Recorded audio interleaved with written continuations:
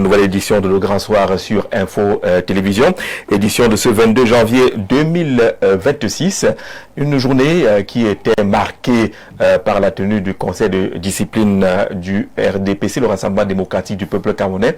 Les Camerounais ont attendu ce jour comme un jour de résultat. Ce n'était plus une affaire seulement d'une organisation politique, d'une association politique qu'est le RDPC, mais finalement tout le monde s'est intéressé à cette affaire. Ils sont donc passés devant la commission conduite par Peter Mafani Moussongé. Pas de déclaration, la presse était tenue à l'écart, pas d'accès dans la salle, pas d'informations qui filtrent de façon claire, mais on a quand même appris auprès de ceux-là qui étaient convoqués que les échanges étaient plutôt conviviaux et que Peter Mafani Moussongé, c'est un grand homme. Je cite là l'un des convoqués à cette rencontre-là qui semble avoir apprécié particulièrement l'attitude de Peter Mafani Moussongé. Mais pendant que le RDPC tenait ce conseil de discipline, le PCRN n'a pas attendu longtemps pour sanctionner le maire des ECA. Il a écopé de 6 mois de suspension. Il a fait plusieurs publications relativement à cette sanction-là qui semble ne pas apprécier.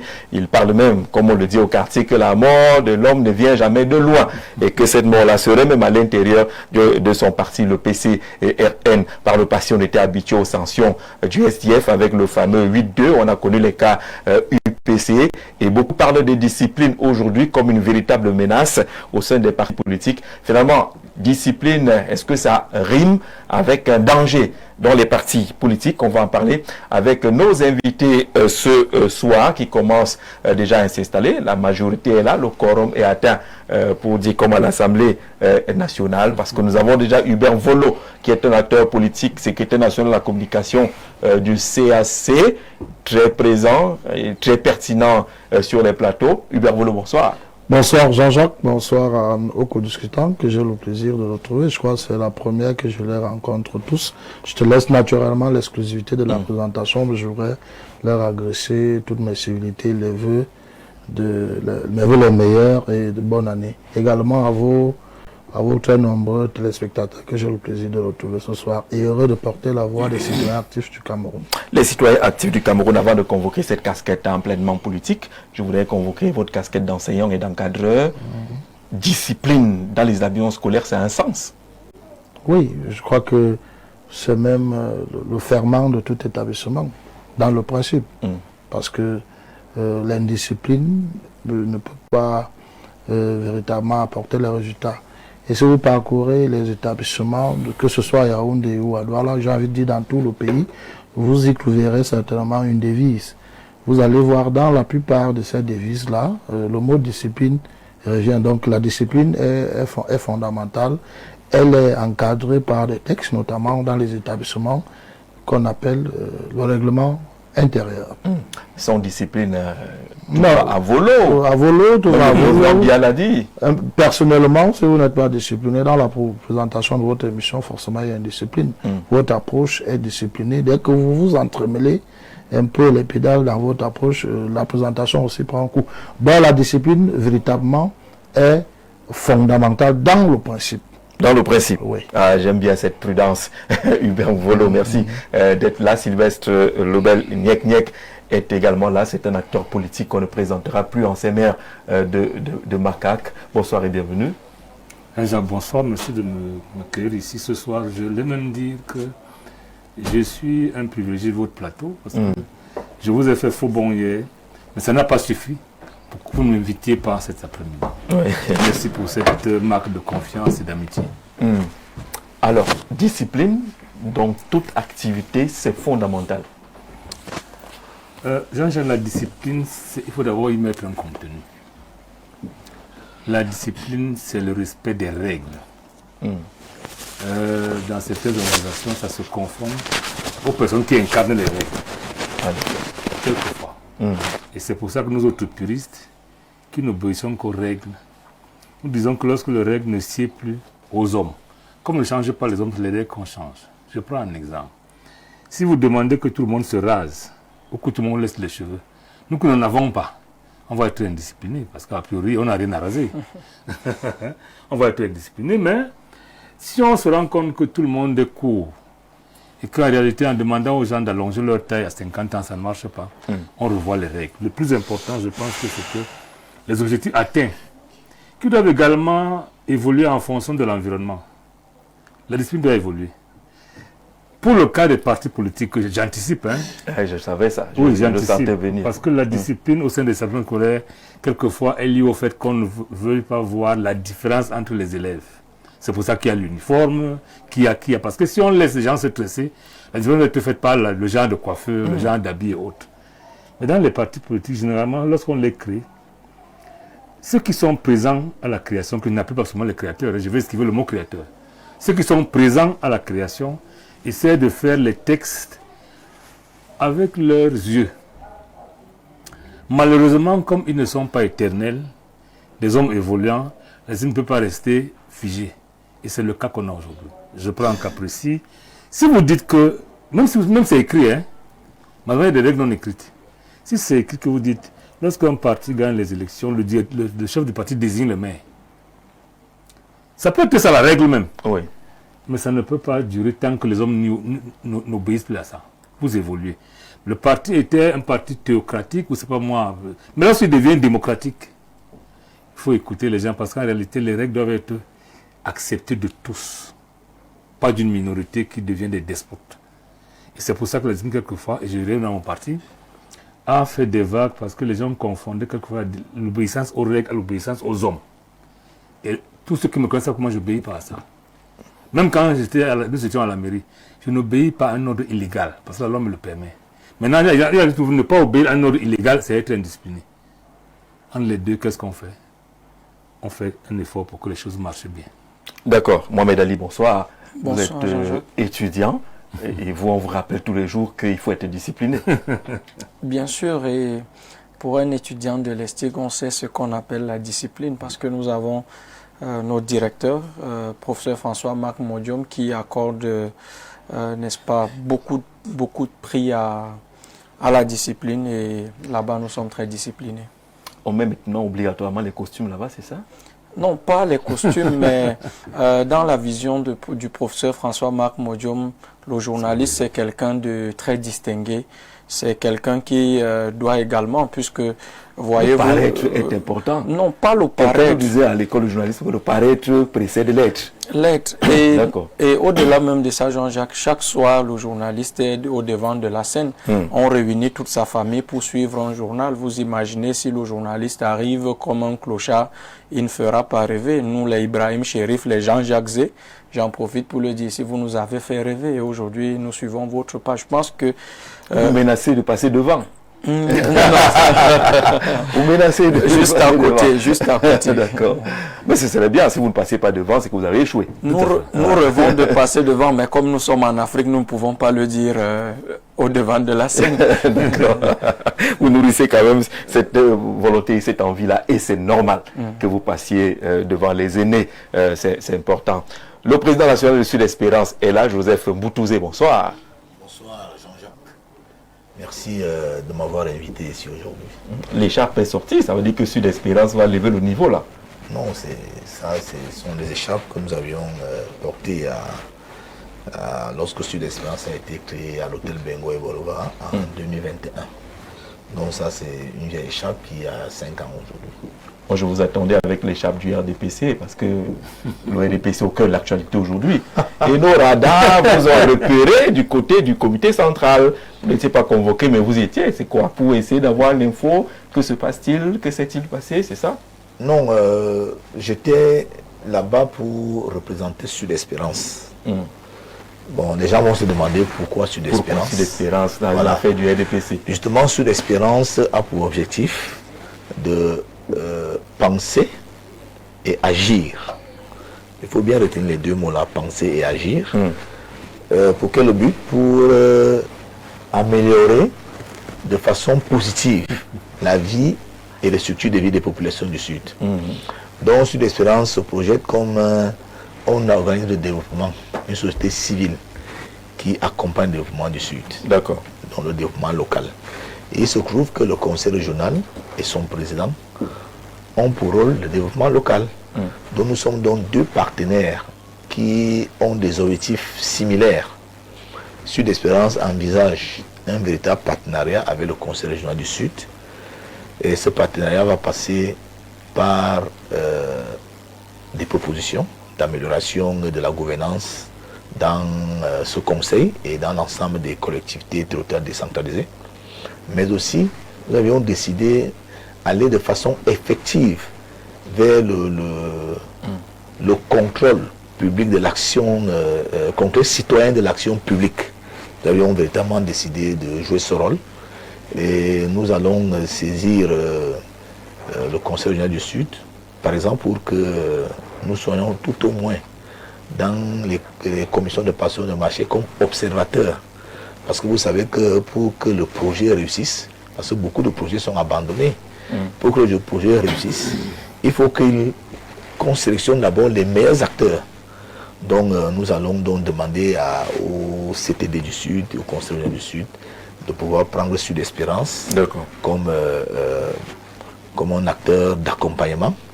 Et depuis l'élection de Gervais-Ndou, en commençant par son programme, qui a séduit tout le monde, mais aussi par son comportement, par son discours qui tient depuis qu'il a été élu, nous lui donnons une présomption de bonne foi, une présomption de compétence, parce que nous ne pouvons pas le juger là maintenant. C'est pour ça qu'il préfère parler de présomption. Et nous avons senti que c'est quelqu'un qu'on va vous intégrer dans la réflexion. Que c'est quelqu'un qui peut véritablement avoir pour projet de développer le Sud, dont nous sommes donc sur la même longueur. D'accord. Et lorsqu'il est convoqué donc dans les conditions, alors qu'il attend d'être installé demain, nous allions là-bas pour dire à ce futur partenaire que nous sommes de tout cœur avec lui, qu'il ne faiblisse pas. Même s'il arrive qu'on le sanctionne, qu'il ne faiblisse pas. Ce n'est pas le plus important. Voilà. Mais maintenant, au même moment, il est président de la section Sud Espérance. Section, j'ai dit section RDPC de la Villa Ebolova 2e. D'accord. Vous voyez que sur le plan politique, il a caracolé parce que au niveau de la base, lorsque vous êtes président de section, vous êtes vraiment au sommet. Donc c'était aussi un président de section qui passait à la barre aujourd'hui. Et vous savez que jusqu'à présent, le Sud a beaucoup de fragilité ces derniers temps. Donc moi je pense qu'il est important que les décisions qui vont arriver là-bas dans ce conseil discipline, qu'ils ne soient pas de nature à fragiliser sa position. N'intimidez pas. Non, on n'est pas en train d'intimider. On n'est pas en train d'intimider. Nous sommes en train de vouloir éviter des situations de crise dans notre parti politique. Voilà, nous sommes en train de vouloir éviter des situations de crise.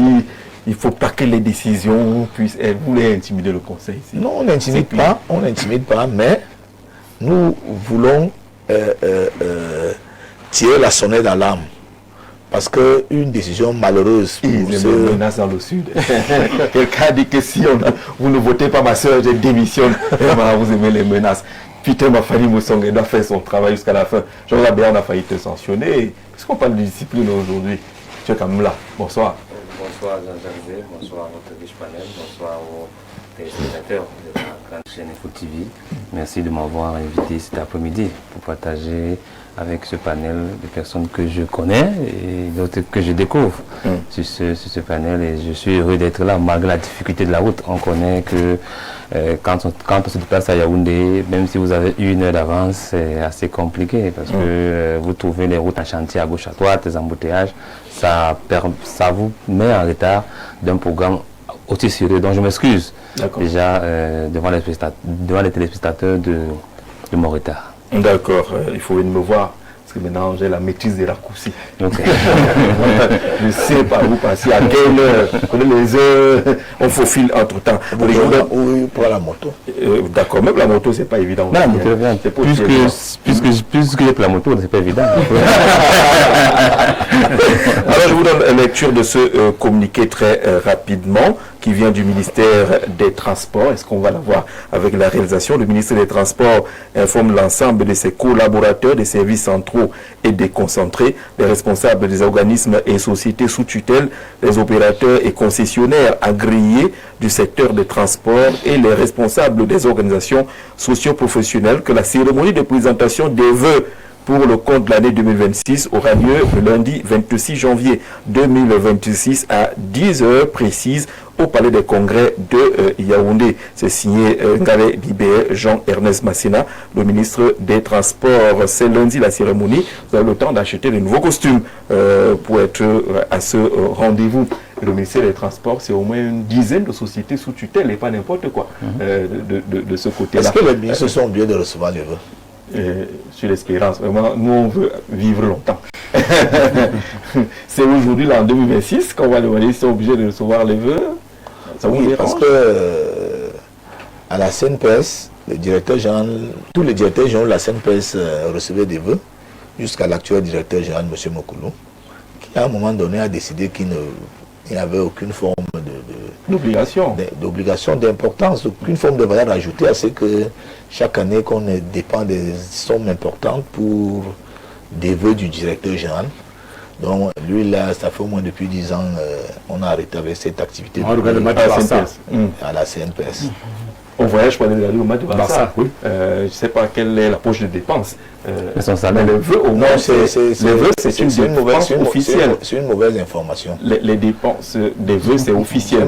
C'est une mauvaise information. Pour aller regarder le match de Barça. Oui, quand cela s'est passé, je ne suis plus de la CNPS, mais quand cela s'est passé, j'étais encore. J'étais en cadre d'un certain niveau.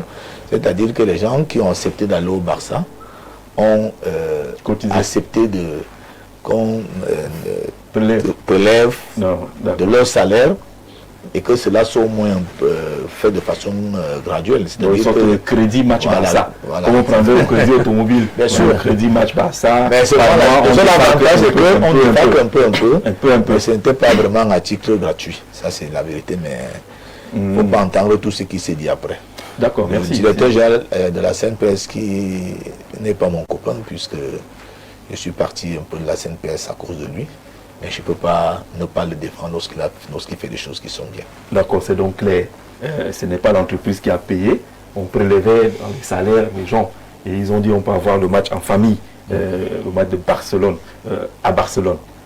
C'est important quand même de le dire. Allez, on va dédier cette émission, en tout cas on va la rendre en hommage à Martinez Zogo.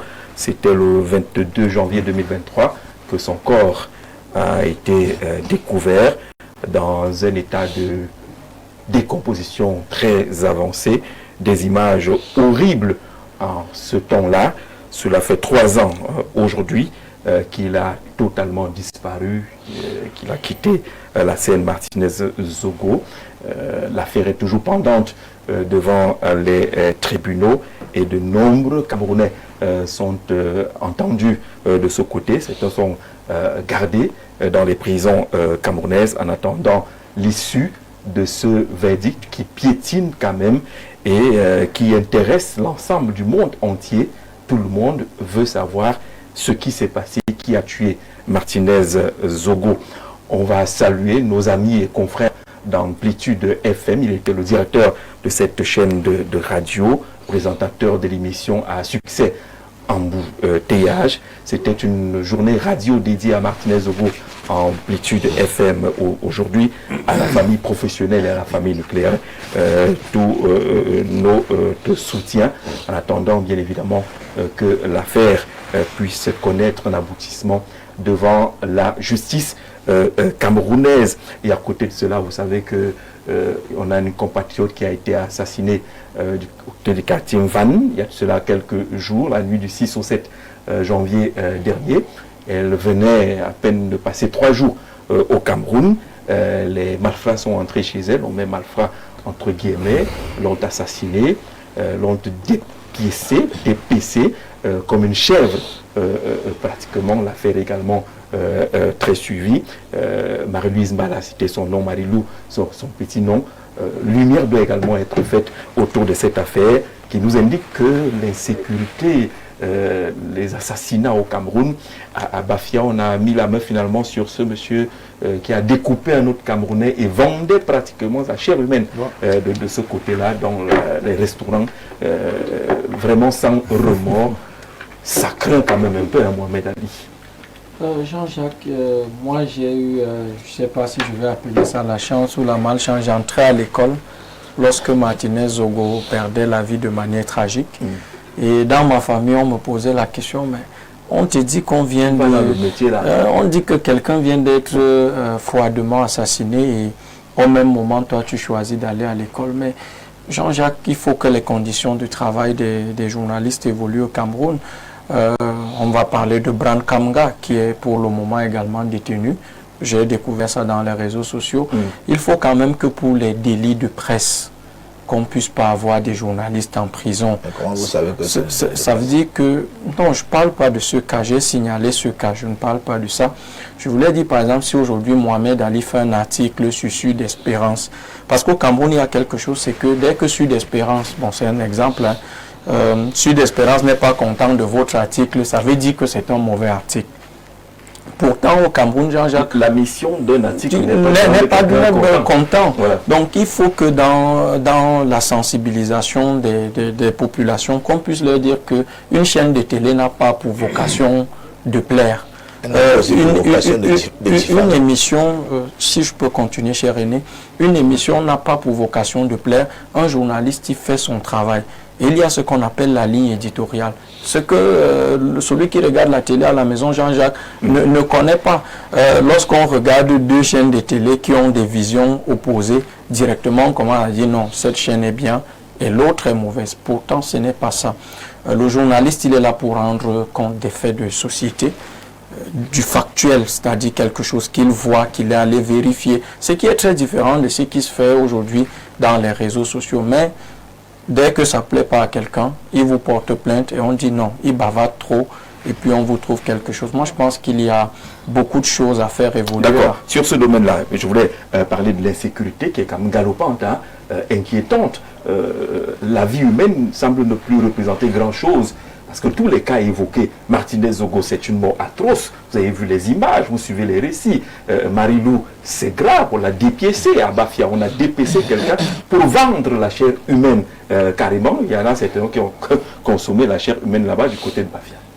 Jean Dabia. Oui, vous savez, quand on est dans un pays où on a laissé l'impunité atteindre une certaine gravité, cela est, les gens n'ont plus peur de la justice ou de la loi parce qu'il y a des gens qui sont au-dessus de la loi au Cameroun.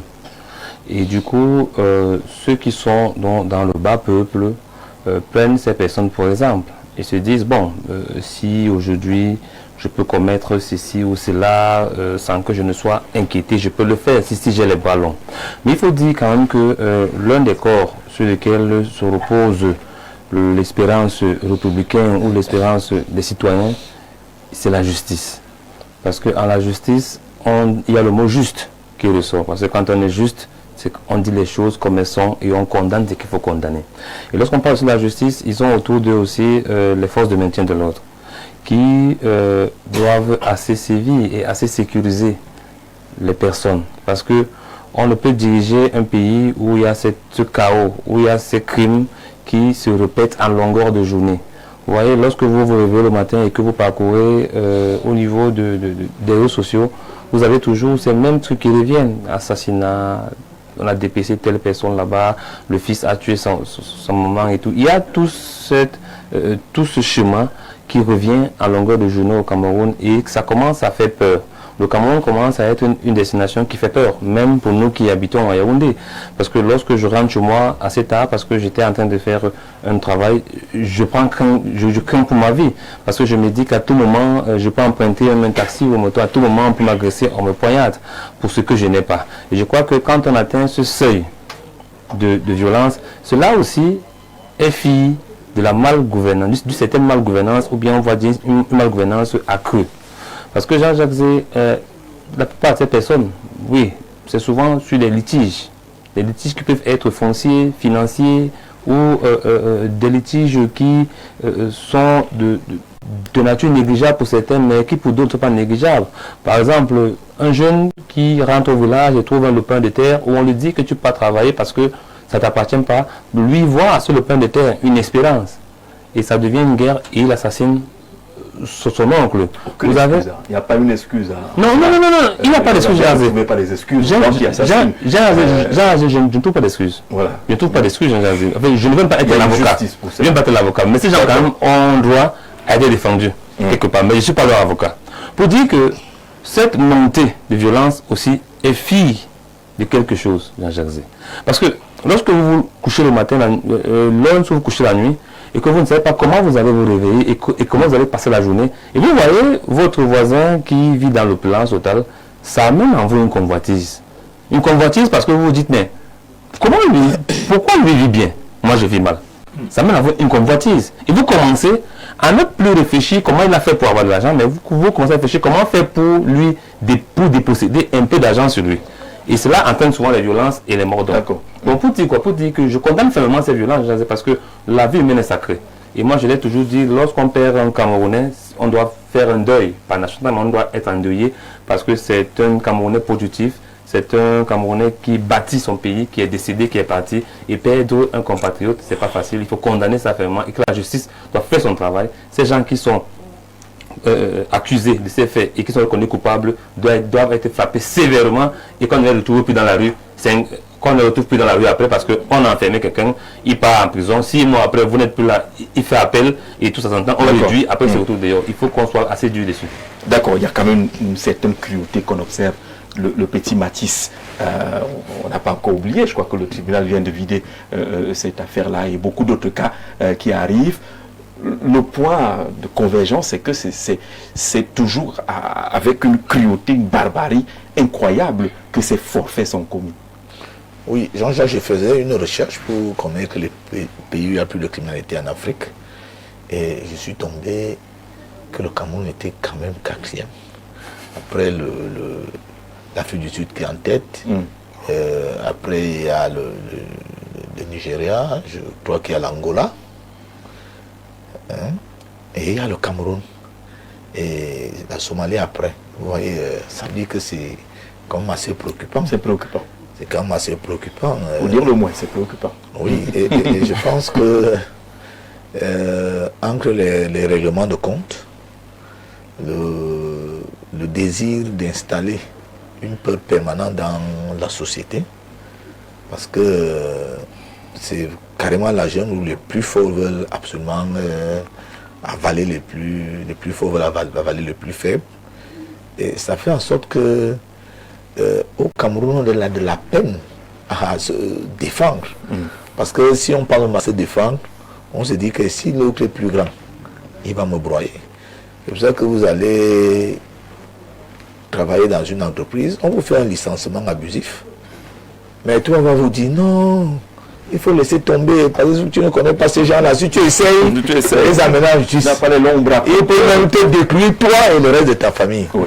Donc c'est cette terreur-là qu'ils veulent maintenir dans la société, qui fait en sorte que tout le travail de paix sociale que le président Paul Biya veut amener est anéanti par des personnes qui sont tout autour de lui et qui veulent véritablement installer un environnement de terreur et tout ça. Et nous en sommes aujourd'hui à être classés parmi les 4 pays où il n'y a plus de criminalité en Afrique. Ça fait vraiment peur.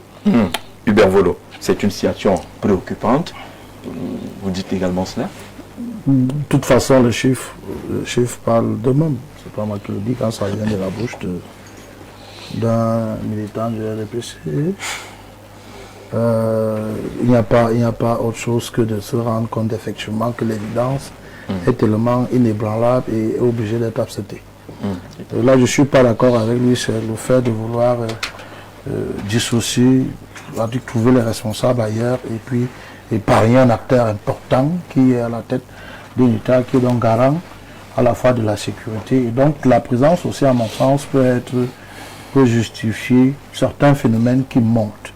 Vous savez, les causes de ce que explique M. Zeu sont liées au fait qu'il y a un certain nombre de... Merci. Il y a un certain nombre de rois... On avait besoin. Voilà, merci. Vas-y Hubert. Il y a un certain nombre de rois qui se sont multipliés et puis finalement ils en font...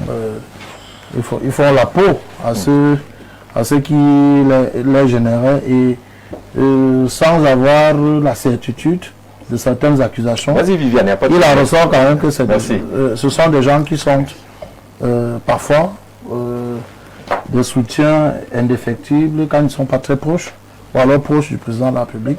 Et si l'opinion pense que ce sont ces gens, je n'ose pas penser que le président lui-même, qui est supposé être l'homme le plus renseigné, n'a pas ces informations.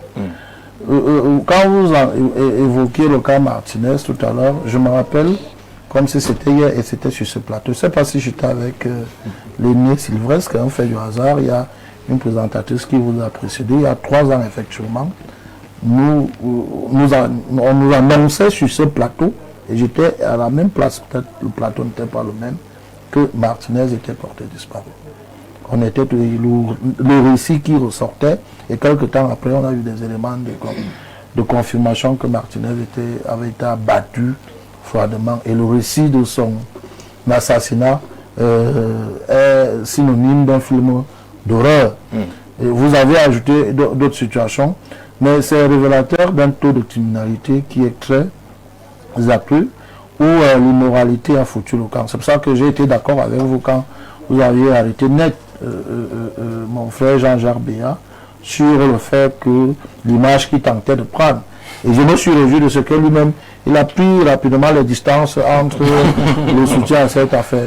Il n'y a pas quelques jours, on apprenait du côté de Voudoula qu'un monsieur a ôté la vie à sa femme, il a été rattrapé au Koula.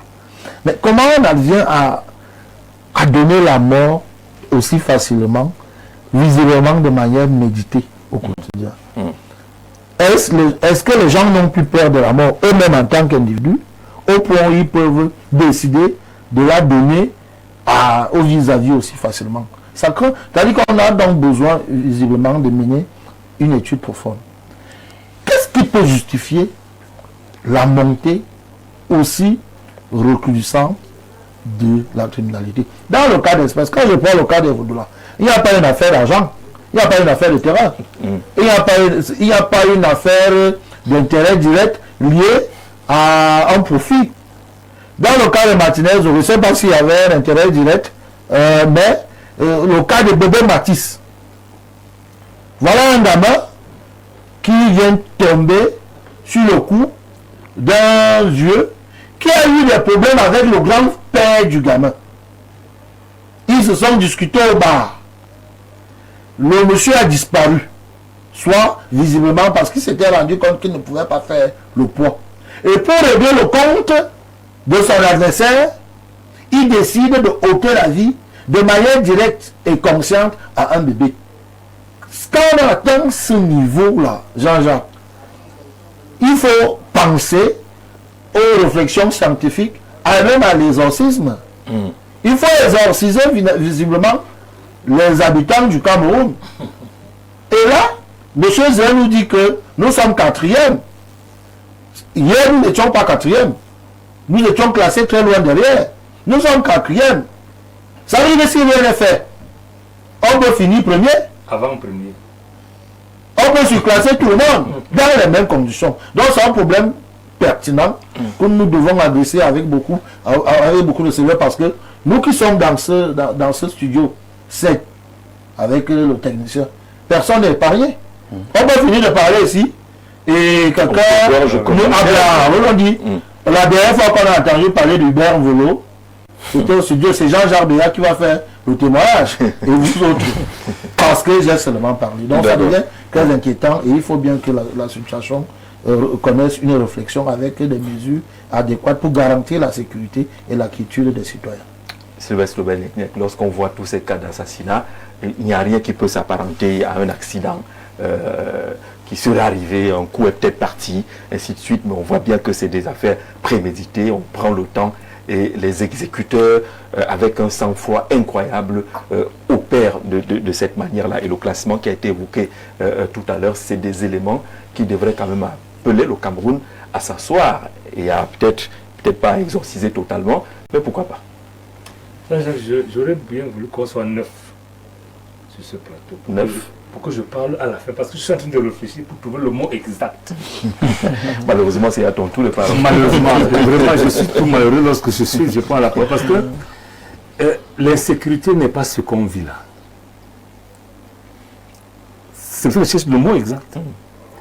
Lorsqu'un homme tue sa femme, ce n'est pas un problème de sécurité, parce qu'il n'y a aucun moyen de régler. Même si vous mettez les gendarmes, ils ne pourront pas. Lorsqu'un monsieur tue son père, ce n'est pas l'insécurité. ou le jeune qui a tué sa mère il n'y a pas longtemps. C'est pas l'insécurité, Jean-Jacques. Je n'aime pas le terme exactement. Dans le sac à Celui-là même. Vraiment. C'est pas le sadisme. Je ne sais pas. Lorsque ceux qui sont chargés d'assurer la sécurité tuent, est-ce que c'est l'insécurité? Je cherche encore le mot, le concept, je ne trouve pas. Alors. Parce que dans des pays, il y a un rapport, hein, c'est-à-dire entre le nombre de gens chargés de faire la sécurité et le nombre de personnes. C'est ce ratio qui permet de mettre premier ou deuxième en termes de sécurité. Mais non, il ne s'agit pas de ça. Est-ce que vous parlez de Martinez Zogo, de Monseigneur Bala, de Débé Matisse, de je ne sais pas moi de qui? Peut-être que cet échantillonnage nous va nous tromper. Je ne dis pas, parce qu'on est quatrième dans la sécurité, mais ce n'est pas de cette crime-là. Dans la criminalité. Voilà, et que ailleurs c'est quoi? C'est des agressions pour prendre une marchandise. Voilà. Ainsi de suite. Pas arracher le téléphone. Voilà. Mais il s'agit d'autre chose. Et maintenant, si on fait l'analyse contextuelle, à quel moment tu tombes? Vous savez, quand on était petit, on pensait que vers le mois de décembre, il ne fallait pas trop voyager parce qu'il y avait les fantômes qui sortaient du monde coupé, qui venaient vivre avec nous. Il y a tellement de choses aujourd'hui, je me demande ce qui se passe.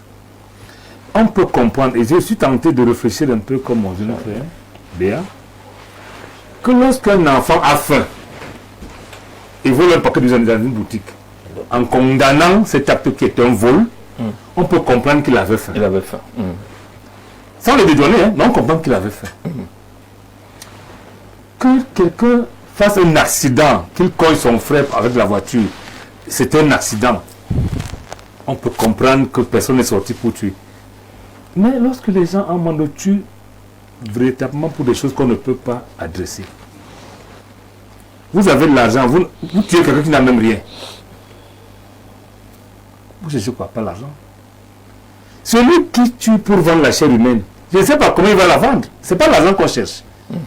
Puis comme c'est la viande, vous l'avez Ça a marché, c'est quel argent? C'est quel argent? C'est même pas vendu, c'est vendu dans les petits restaurants. On lui a pas dit que c'est l'oreille va coûter 10 millions quelque part. C'est pour ça que j'ai de la peine à comprendre. C'est vendu dans les petits plateaux. Non, c'est terrible. Je pense que le Cameroun mérite d'être adressé comme situation singulière. Et je ne sais pas ce qui va se passer. J'ai vu les gens au palais à la prise des élections présidentielles. Je me suis demandé ce qu'ils vont y faire. Ils ne sont pas. Les gens qui vont bénir le chef de l'État, qui lui est béni de Dieu. Ces gens devraient s'occuper des populations qui n'ont pas la chance d'avoir ces bénis. Parce qu'en réalité, à la fin, le président doit être béni de Dieu. C'est-à-dire pour avoir sa carrière, pour avoir l'âge, il faut être béni de Dieu. Mais c'est lui qu'on veut bénir.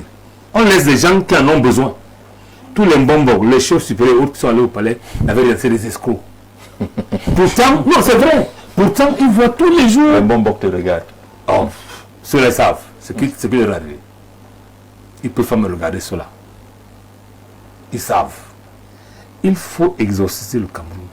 On ne sait pas ce que c'est. Parce qu'en réalité, est-ce que c'est parce que je parle avec Jean-Jacques Zé que je devrais m'en prendre à son fils ou à son petit-fils? Je cherche quoi? Est-ce qu'en tuant Martinez Zogo, de cette façon-là, parce que Jean-Jacques Zé, je peux m'énerver contre vous, vous donnez un coup de poing, c'est naturel, et vous en mourrez. Les gens, c'est un assassinat. Mais on peut comprendre que c'est sur le fait de la colère. Comment pouvez-vous être en colère pendant 5 jours? Vous tuez quelqu'un pendant 5 jours. Vous coupez le doigt aujourd'hui. Demain, vous se domisez. Non! Jean-Jacques Zé, il y a un problème. Et qui me semble pas être un problème de gouvernance. Non, ce n'est pas suffisant la gouvernance. Je pense qu'il y a autre chose que nous cherchons. Moi, je pense qu'il y a la montée des haines. Hein, parce qu'aujourd'hui, si vous avez une voiture, oui, vous cognez un moto-taximan, mais ces gars viennent seulement pour vous tuer. Hein. Non, si vous ne faites pas, c'est une réponse à quelque chose. Si vous ne faites pas attention, il va vous tuer. C'est un peu à la gouvernance. Non, Jean-Jacques, je voulais dire avec la permission de l'aîné, monsieur le maire, que nous regardons plutôt très loin.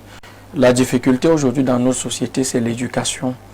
Vous qui êtes nos aînés, vous-même quand vous observez, lorsque vous observez notre société, elle a profondément changé. J'ai trouvé le mot. Il faut éduquer qui? Moi qui suis... Il faut éduquer qui? Le type qui assassine Mathis, qui doit éduquer qui? Jean-Jacques, moi je suis plus préoccupé. Ça c'est un peu, on va dire, l'exception à la règle. Mais pour ce qui est des jeunes aujourd'hui, dans nos familles, combien de personnes arrivent à s'asseoir le soir avec leurs enfants? Il y a même des parents qui arrivent à fermer la porte le soir et trouver le sommeil sans savoir où se trouve leur garçon, leur enfant. Maintenant, la deuxième des choses, c'est la consommation des stupéfiants. Tout à l'heure, quand on a parlé de l'histoire de bébé Mathis... Vous savez qu'on consomme le banga dans nos villages depuis des années. Mais attendez, je suis d'accord. Se comprendre. Alors, le type qui assassine bébé Mathis, le type qui entre chez Marie-Lou, la découpe, le type ou les types qui entrent de ce côté, le type qui prend le morceau de fer, il enfonce. Vraiment, je dois le dire. Le type qui a découpé sa mère a mis dans la valise. Le type qui a découpé et qui avait tout de sa mère et de sa grand-mère. C'est ça le problème. De sa mère ou de sa grand-mère. Le jeune monsieur qui assassine. Voilà, sorti également. Mais Jean-Jacques, j'ai trouvé le mot. J'ai trouvé le mot. Je ne sais pas, en fait, nous sommes en perte de valeur. Il n'y a pas très longtemps, comme une femme nouvelle, quelqu'un est arrivé, c'est Kougne Donatien. On dit qu'il avait le jet privé. Qu'il avait. Vous savez qu'il a reçu un escroc reçu par le Premier ministre. Un escroc a mis les ministres en rang. On en a fait le modèle. Et à l'époque, rappelez-vous, vous demandiez un enfant, il devait être Feman. Donc arrête, nous sommes une société. On l'a célébré ici à Basse. On l'a célébré. Le président. C'est ça le problème. Donc en réalité, ces valeurs inversées qu'on a inculquées à notre société, fait qu'aujourd'hui, je vais vous dire quelque chose. Il y a un département du Cameroun où, je ne sais pas quel terme utiliser pour être propre, pour être policier. Les gens couchent avec leur mère pour de l'argent, leur mère savent. Mais puisque vous sont tels qu'ils couchent, ils vont ignorer comment. Non, on peut violer sa propre mère. Mais je vous dis que le week-end, les gens sont consentants. Elles sont consentantes. Lorsqu'une mère est consentante pour coucher avec son fils, pour que son fils ait de l'argent, vous appelez ça comment? Les anti-valeurs. C'est un problème de valeur. Et je dis, et c'est là le problème. C'est là le problème. C'est-à-dire, lorsque la valeur devient matérielle et que le matériel est subordonné à l'appartenance au secte et autres. Parce que ce qu'on ne dit pas assez ici, rares sont ceux qui acceptent aujourd'hui comme pour avoir une ascension sociale normale. Si vous étiez hier à 300 000 et que vous montez à 500 000, personne ne voit ça normalement. Hein? Si vous avez une voiture, en fait, c'est les valeurs qui ont été inversées. Pourquoi? Là, je finis par choquer Jean-Jacques. Parce que malheureusement, tout ce qui était des valeurs patriotiques qui pouvaient donner leur vie pour leur pays ont été tués. Malheureusement.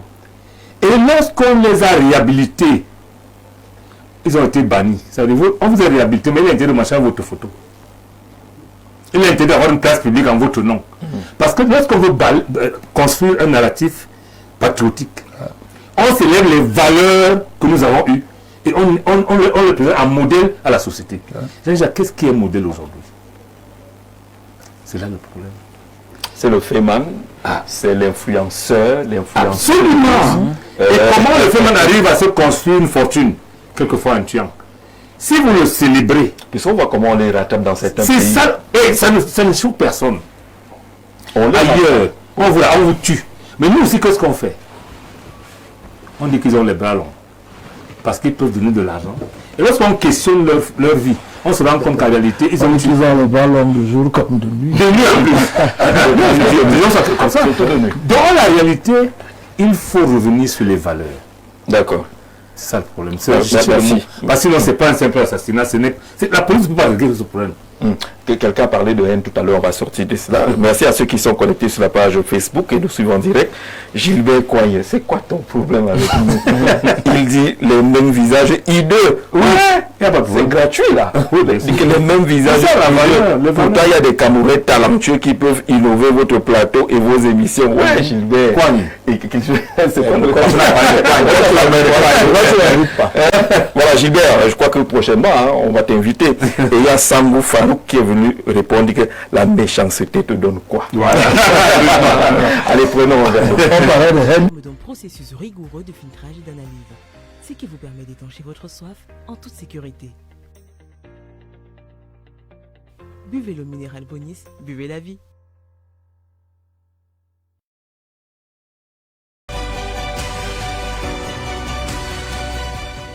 Merci de nous retrouver sur le grand soir.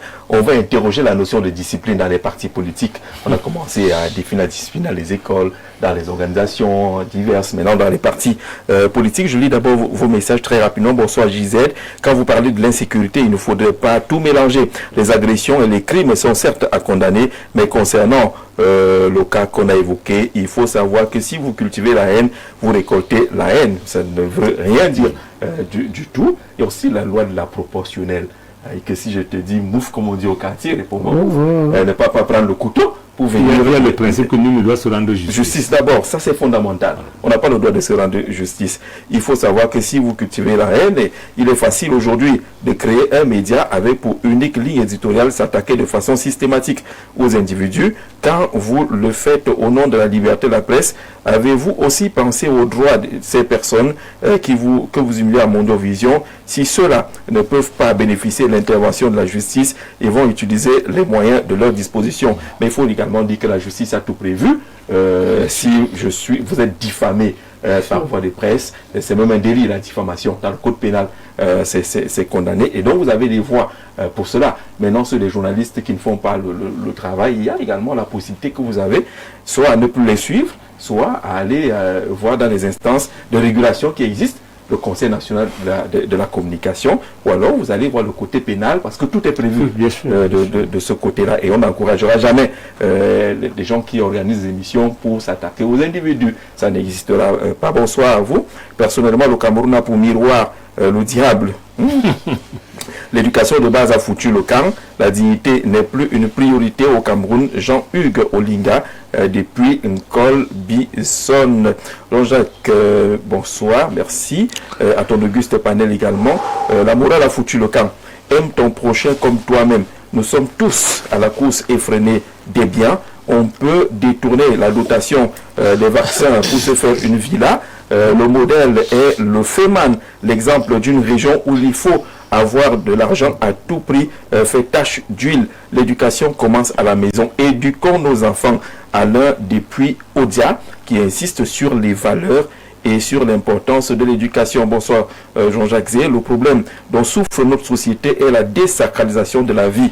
Ça n'a pas un autre nom et nous courons droit vers l'anomie. C'est JP Bell qui envoie ce message-là. Bonsoir au panel. Qu'est-ce qu'on dit? Je suis Noangono Laurent Achille, enseignant depuis Yaoundé. Le degré d'ensauvagement que notre société a atteint est inquiétant. Comment comprendre que les gens n'aient plus le respect de la vie humaine qui est quelque chose de sacré? On a même eu une impression que certains prennent même du plaisir à ôter la vie à leur prochain. Peut-être faudrait-il penser à exorciser la société camerounaise dans son ensemble. L'impunité doit aussi être condamnée avec la dernière énergie. On a vu les cas où la justice condamne un individu qui est passé aux aveux, mais il est libéré avant la purge de sa peine parce qu'il a des longs bras. C'est grave, la sécurité est un mal au Cameroun. Bonne soirée, c'est-à-dire quelqu'un condamné, et puis une intervention d'un gros bras ou d'un long bras vous fait sortir, marchant même sur la condamnation. Bonsoir, Gigi, voilà là où on attend le ministère de l'administration territoriale pour organiser la sécurité du territoire. Il nous promet les policiers devant les décharges pour nous embastiller. Gigi, le pays est en agonie. Prions seulement Thomas Dakan, Douala Yassa, qui envoie ce message-là. Ouais, donc le MINAT a organisé sa réunion hier pour lutter contre l'insalubrité. Vous savez que derrière chaque poubelle peut se cacher un louba dans notre quartier. Bonsoir Gisèle, il y a ton chaleureux panel. Le degré d'insécurité au Cameroun est alarmant. au point où les touristes développent une peur bleue envers notre pays. Gisèle, nous qui arrivons de la diaspora, l'insécurité commence à l'aéroport où des jeunes se battent et se menacent juste pour porter nos bagages. Les stupéfiants sont la cause de tout cela. Sangou Farouk depuis l'Italie. Merci à vous de nous suivre du côté de l'Italie. Ce qui se passe dans les aéroports, c'est incroyable. Nous avons quelqu'un qui dit je veux vous aider à sortir. Il dit mon frère, je suis chez moi au Cameroun. Je vais m'aider pour sortir. Tu sais que je sors d'où avec mes bagages. Je suis désolé, Martinez Ogo. Vous savez qu'il courait un risque. D'accord, c'est votre point de vue. Moulu de Yaoundé. On ne lira pas le reste de ce message-là. Est-ce qu'on a un ou deux qu'on peut partager encore? Oui. Bertrand nous dit, quand vous parlez de l'insécurité, il ne faudrait pas tout mélanger. Oui, Bertrand, on a déjà lu votre message relativement à cette question d'insécurité. On passe sur la gestion des partis. Jean-Jacques, si tu permets. Oui, réaction. Pour une fois que je suis d'accord avec le Minette, une fois. Parce que dans l'ordre public, il y a l'insécurité, il y a également la salubrité publique. Oui. Le Minette est dans son rôle lorsqu'il s'occupe de la salubrité publique. C'est à partir de l'ordre public. Pour une fois, au moins. Maintenant, le problème, c'est qu'à quel moment le fait que ça ressemble à une course à quelque chose. Mais sinon, que le Minette concourt à un peu de propriété ou à éviter qu'on ne salisse la ville, il est dans son rôle. Il faut le dire clairement. Parce que la salubrité publique partit de l'ordre public. D'accord. Donc le Minette, le shérif est dans son rôle. Pour une fois, je suis d'accord. J'étais en Djamena. Sur les ordures. J'étais en Djamena en 2012. Là-bas, il n'y avait pas les s'arrêter en route. Hein. D'abord, le plastique est interdit au Tchad. Hein. Oui. Tu ne peux même pas entrer avec le plastique en aéroport. On va on récupère. Le récupérer et tu vas payer une amende tout de suite. Hein. Donc, il faut parfois des règles un peu dures pour essayer... Non, ça, c'est même pas dur. C'est légal, ce qu'il fait. Pour essayer de réguler l'activité publique. Et Jean-Jacques, en une seconde, je voulais dire que c'est également important qu'on quitte de ce pays où il faut une concertation pour résoudre un problème. C'est-à-dire, quelqu'un a une poubelle devant sa porte et il estime que c'est le maire ou bien c'est quelqu'un qui est très loin. Si l'OMINAT, les mesures qu'il a annoncées peuvent s'appliquer et nous permettre de vivre dans un environnement sain, moi je pense que tous ces débats périphériques où il faut un ministre des poubelles, ministre de ceci, c'est inutile. Nous avons besoin d'un pays qui bouge, d'un pays propre et on avance. Sur ce, je vais éviter de la parole à Hubert Volo parce qu'il connaît sa position là-dessus. Bonsoir Jean-Jacques, particulièrement à ton panel où je retrouve Hubert Volo et autres amis issus des différents partis dans une discipline en géométrie variable selon les militants Martinez Ogo Forever. Je continue à me questionner qui ou quand, comment dans ce dilatoire juridique pour mieux nous traîner dans les embouteillages monstrueux d'une affaire d'État, des enquêtes impossibles. Quand conduirons-nous ce dernier à sa dernière demeure? Si les faits ne sont pas requalifiés dans le cadre de son assassinat, rien à attendre de la justice des hommes. Jean-Jacques Lapanthère, une floraison des partis politiques avec une discipline dictatoriale à géométrie variable selon le degré de militant dans ces différents partis, comme celui du Grand Rassemblement des danseurs. C'est quoi ce parti qui est le Rassemblement des danseurs où l'on a sémé la graine de la désillusion et fragmenter le jeu politique? Comment parler d'une union, rassemblement dans un environnement incapable de valoriser rencontre, dialogue, consensus? Donc, bonsoir. Alors, est-ce que, tel qu'on évoque la discipline aujourd'hui, est-ce qu'on n'a pas l'impression qu'on est en train de vouloir imposer forcément quelque chose? La discipline dans un parti est essentielle. Parce que le parti, lorsque vous êtes militant d'un parti, la première chose que vous faites, c'est l'adhésion. Et lorsque vous adhérez à un parti politique, c'est que vous acceptez d'être en conformité avec les règles.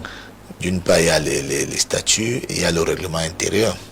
Alors vous ne pouvez pas avoir une adhésion libre, ne pas accepter maintenant de respecter les règles, de respecter les orientations stratégiques du parti, d'être solidaire et travailleur.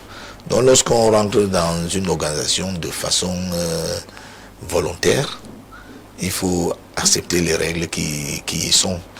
Parce que quand l'indiscipline s'installe dans un parti politique, ce parti politique ne peut pas atteindre ses objectifs parce que au lieu d'être des gens, au lieu que des gens soient dans une posture d'équipe et d'équipier, ils forment simplement un groupe où chacun a poursuivi ses objectifs qui n'ont rien à voir avec les objectifs du groupe. Donc c'est essentiel. Mais le problème qui se pose, c'est que... il y a finalement un problème. Oui, le problème qui se pose, c'est que dans l'application de texte, il faut qu'il y ait de l'équité. Lorsqu'on se rend compte qu'il y a un manque d'équité, que les croix ne sont pas les mêmes, ça devient donc un problème. Le texte dit, le candidat investit. Ça devient le parti investit les candidats. Mais le problème c'est il y a beaucoup de sources finalement du GROA. Parmi ces sources, il y a des sources qui se rapportent un peu à de la jurisprudence. Si en 2020, à la mairie de Saint-Médéma, le comité central a envoyé des personnes qu'il comptait investir, et que là-bas, on a refusé les prix du comité central. Et après, on n'a pas appelé les gens qui ont refusé les prix. Vous dites bien refusé? Oui, refusé, c'est-à-dire qu'ils ont dit... à la norme. Oui, ils ont dit, on n'accepte pas. Et on est passé à l'élection. À la mairie de Sama, on a fait des élections. Ce n'étaient pas les gens qui ont été recommandés par le comité central qui ont été élus. Donc il faut reprendre le mauvais exemple. Non, ce n'est pas un repas. À partir du moment où cela se passe, ça devient un peu comme une forme de jurisprudence. Ça veut dire que si ça s'est appliqué à Sama, ça peut s'appliquer c'est Alex Mbang, c'était Angel Mundouga. Ça peut s'appliquer au conseil. Mais vous voyez donc Alex, lui, a été suspendu. Mais le maire de Saint-Médéma, lui, n'a pas été suspendu. Bon, quand ça devient donc du deux poids, deux mesures, c'est là où il y a donc un problème à l'intérieur du parti. Bon, si les règles s'appliquent de la même manière à tout le monde, on devrait pouvoir rester focus sur le fait qu'il faut que les militants... Là, vous perdez le contrôle du parti. Hein. Voilà. Si ça se repend, comme c'était le cas à Saint-Bélima, si ça se repend, vous allez perdre. Et l'autre chose, c'est que la discipline du parti ne devrait pas être un prétexte pour que certaines autres personnalités du parti imposent leur volonté personnelle. Voilà, parce que on doit choisir les meilleurs au niveau de la base du parti. Ce n'est pas que ce sont les dirigeants du parti qui décident de dire on prend tel ou détriment de l'autre sans véritable raison. Voilà, je vais toujours dans le cas, moi je préfère prendre des exemples chez moi dans des dialogues, je ne voudrais pas m'éparpiller. Il y avait une Madame Elumbat, sénatrice, avant dernière mandature. Et puis, au milieu, on a entendu des gens proches des pontes du RDPC dans le dialogue qui étaient pratiquement en train de l'insulter, lui demandant qu'on va donc voir à la prochaine mandature qui va encore vous investir. Et puis il se trouve que... Il y a des règlements de compte derrière. Il se trouve que le mandat actuel, lorsque les gens se réunissent, c'est Bolova, moi je suis là. Et puis ces gens qui lui ont dit, on va voir qui va encore vous investir, ils sont venus et se sont présentés comme étant les envoyés du directeur du cabinet civil, disant que c'est le directeur du cabinet civil qui a demandé qu'on chasse Madame Elumbat. Qui est quoi dans le parti? Et laissez-moi aller jusqu'au bout. Et on a chassé effectivement Madame Elumbat, là où on faisait le choix des candidats que le parti devait investir, comme un malpropre. Moi, ça m'a indigné. Et lorsqu'on s'est retrouvé dans la salle avec tout le bureau qui devait finalement choisir les gens, moi j'ai levé la main et je leur ai dit que moi je venais de vivre une scène à l'hôtel, là où on travaillait sur les investitures. on est venu chasser la sénatrice, Madame Elumba. Et ce que j'ai remarqué, c'est que les gens là avaient déjà avisé dans des audios qui avaient fait le tour des réseaux sociaux pour dire qu'on verra qui allait vous investir. Et aujourd'hui, parce que j'ai dénoncé ça, c'est dans mes sénatrices aujourd'hui là. Vous voyez, si ce sont de tels comportements, c'est-à-dire il y a des gens qui sont même pas, qui n'ont même jamais été élus. Parce que le problème dans mon parti, c'est que vous n'avez jamais été élu. Quelqu'un lui même, le peuple lui a donné le mandat pour être président de section. Ça couvre quand même une circonscription d'un arrondissement. Et puis des gens qu'on n'a jamais élus, qu'on a nommés au comité central, au bureau politique, et ils viennent et ils décident que, sans même consulter même le président de section, que député, ça sera... Et quand vous, la loi dit que qui investit. Et quand vous regardez tout ça, vous allez voir qu'il y a toujours des liens directs entre les élus et les apparatiques. Si je prends le cas de Dieu Lobo, député de Moyoma Sala, c'est le neveu du président Bonivan. Député de Zouetele, c'est la cousine de Monayolo, DCC. Député de Djoum, c'est le beau-fils du président B.A. Mondoman, qui a épousé l'année du président. Député de Samelima, M. Bindon Mathurin, c'est le Manwaka du DCC. Mais quand vous voyez... La sénatrice de Djoum, c'est... Quand vous voyez ça... La vice-présidente... Maintenant, si je reviens dans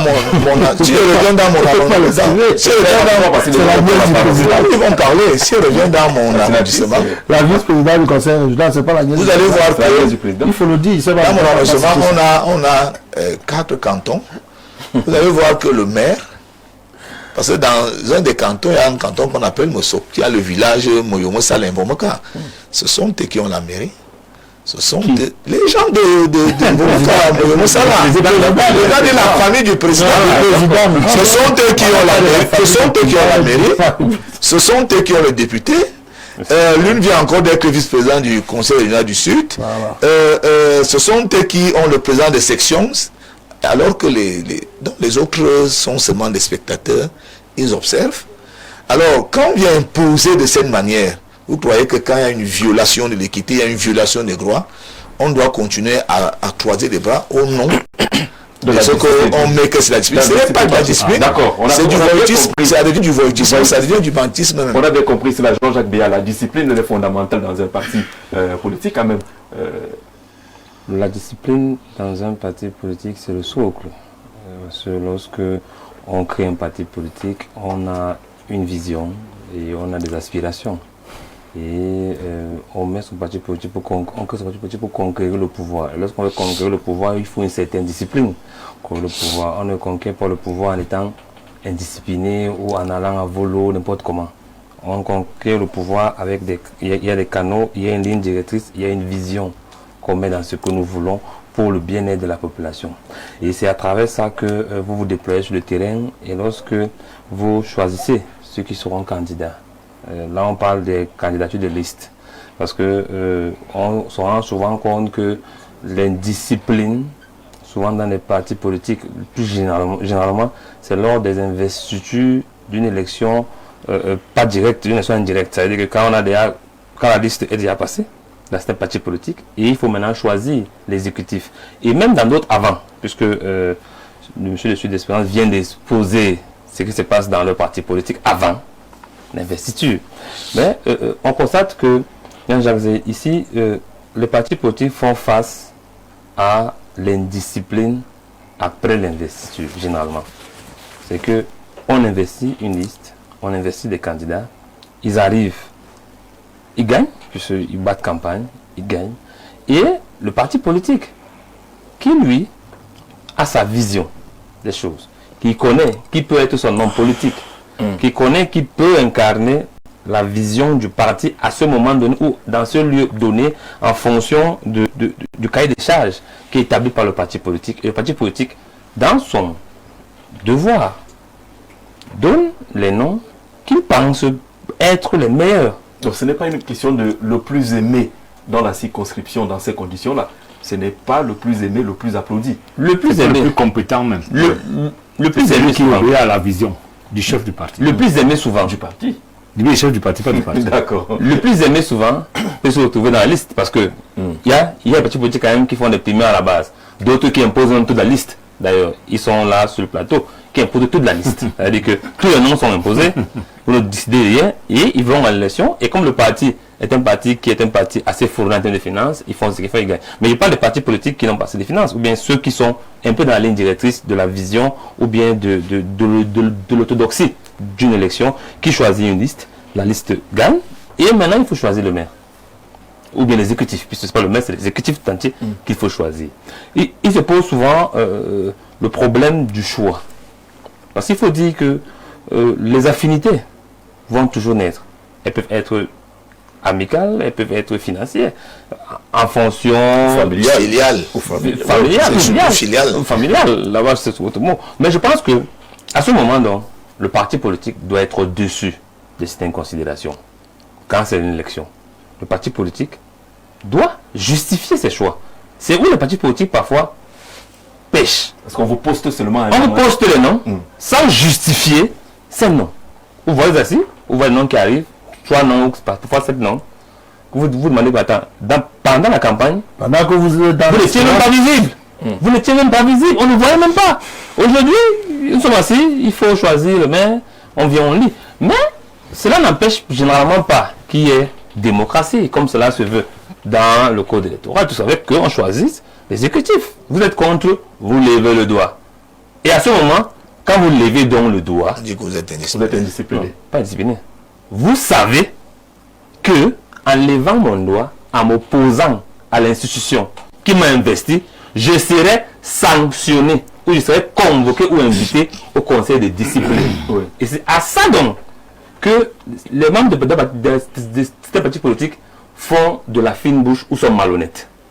Parce que Jean Gazé, vous êtes levé chez vous, vous avez adhéré à un parti politique, vous avez pris la carte du parti politique, vous avez milité dans ce parti politique, vous avez quand même reçu les statuts et les règlements intérieurs. Oui. Vous l'avez lu. Vous êtes un cadre du parti, vous êtes un cadre du parti, vous l'avez lu. Et vous venez, vous opposez donc au parti auquel vous êtes soumis. Parce que quand vous adhérez, vous êtes soumis au parti qui lui vous donne sa signature pour vous faire devenir élu. À ce moment donc, quand vous levez le doigt, c'est qui est votre devoir le plus absolu de lever le doigt. Votre doigt, quoi. Votre doigt. Bon, oui, le doigt le plus absolu, le maire. Votre doigt, vous levez le doigt. Mais vous savez déjà que ce que je fais là, je serai invité ou convoqué au conseil de discipline et je serai sanctionné. Et lorsque la sanction tombe donc, en bon républicain, vous devez encaisser la sanction. Parce que vous savez déjà, vous ne pouvez pas venir dire aux populations qu'on m'a sanctionné à tort. Non. Non. On ne vous a jamais sanctionné Parce à qu'on tort. ne m'aime pas, Non. parce que je représente un danger pour eux, ils ont peur que je prenne leur place.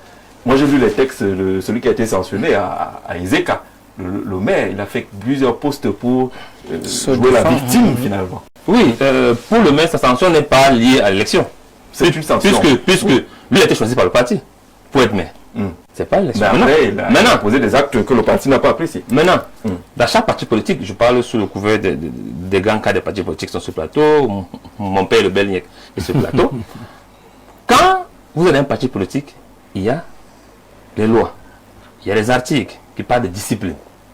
Et lorsque vous êtes en porte-à-faux à la discipline du parti, vous êtes invité ou convoqué, et si vous êtes passible d'être sanctionné, qu'importe le rang, c'est où le quitter, il faut le quitter. Qu'importe votre rang. D'ailleurs, un maire, un député, un sénateur, un président régional n'est pas au-dessus du parti. Parce que généralement, souvent, ce ne sont pas les, pour certains postes, ce ne sont pas souvent les hauts cadres du parti. Ce ne sont pas les coordonnateurs des départements ou sections, on ne sait pas trop quoi, qui sont maires. Donc vous n'êtes pas au-dessus du parti. Vous êtes un élu du parti, mais vous n'êtes pas au-dessus du parti. Le parti, c'est l'institution. Et quand on vous convoque, vous devez déférer à la convocation, Jean-Jacques Zé. Parce que vous n'êtes pas au-dessus du parti.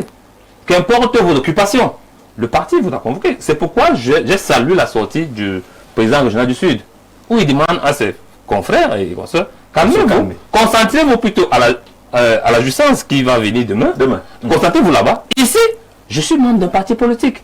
On m'a invité, on m'a convoqué. Je vais déférer à ces convocations et je vais aller me défendre. D'ailleurs, les petits politiques souvent permettent aux accusés de venir avec des avocats. de venir avec soit un membre du parti qui peuvent le défendre. Article 35 du statut du RDPC. D'accord, merci. Merci.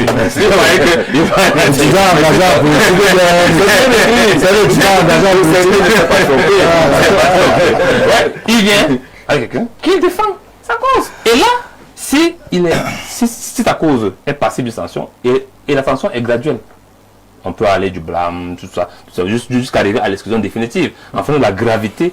D'accord. On est donc tous d'accord qu'un parti politique, ce sont ces textes, les statuts, le règlement intérieur, et tout est prévu à l'intérieur. Sauf qu'on évoque des éléments qui peuvent établir quelques circonstances atténuantes. Oui, c'est ton droit. Le problème, ce n'est pas les partis politiques. Lisez la loi catholique, comment on fait pour créer un parti politique. Comment pouvez-vous soumettre des textes qui sont contraires aux lois de la République et on vous admet comme parti politique? C'est quoi les textes qui seraient contraires? Pour être maire, la loi dit ce qu'il faut, non? Voilà, c'est clair. C'est clair. Mais avant d'arriver à ce niveau... Non, c'est le conseil. La loi nationale C'est le conseiller qui élit le maire. On n'a pas dit que c'est le RDPC. Jean-Jacques Les règlements du parti. Jean-Jacques que c'est le parti qui investit. L'esprit du parti. Le ne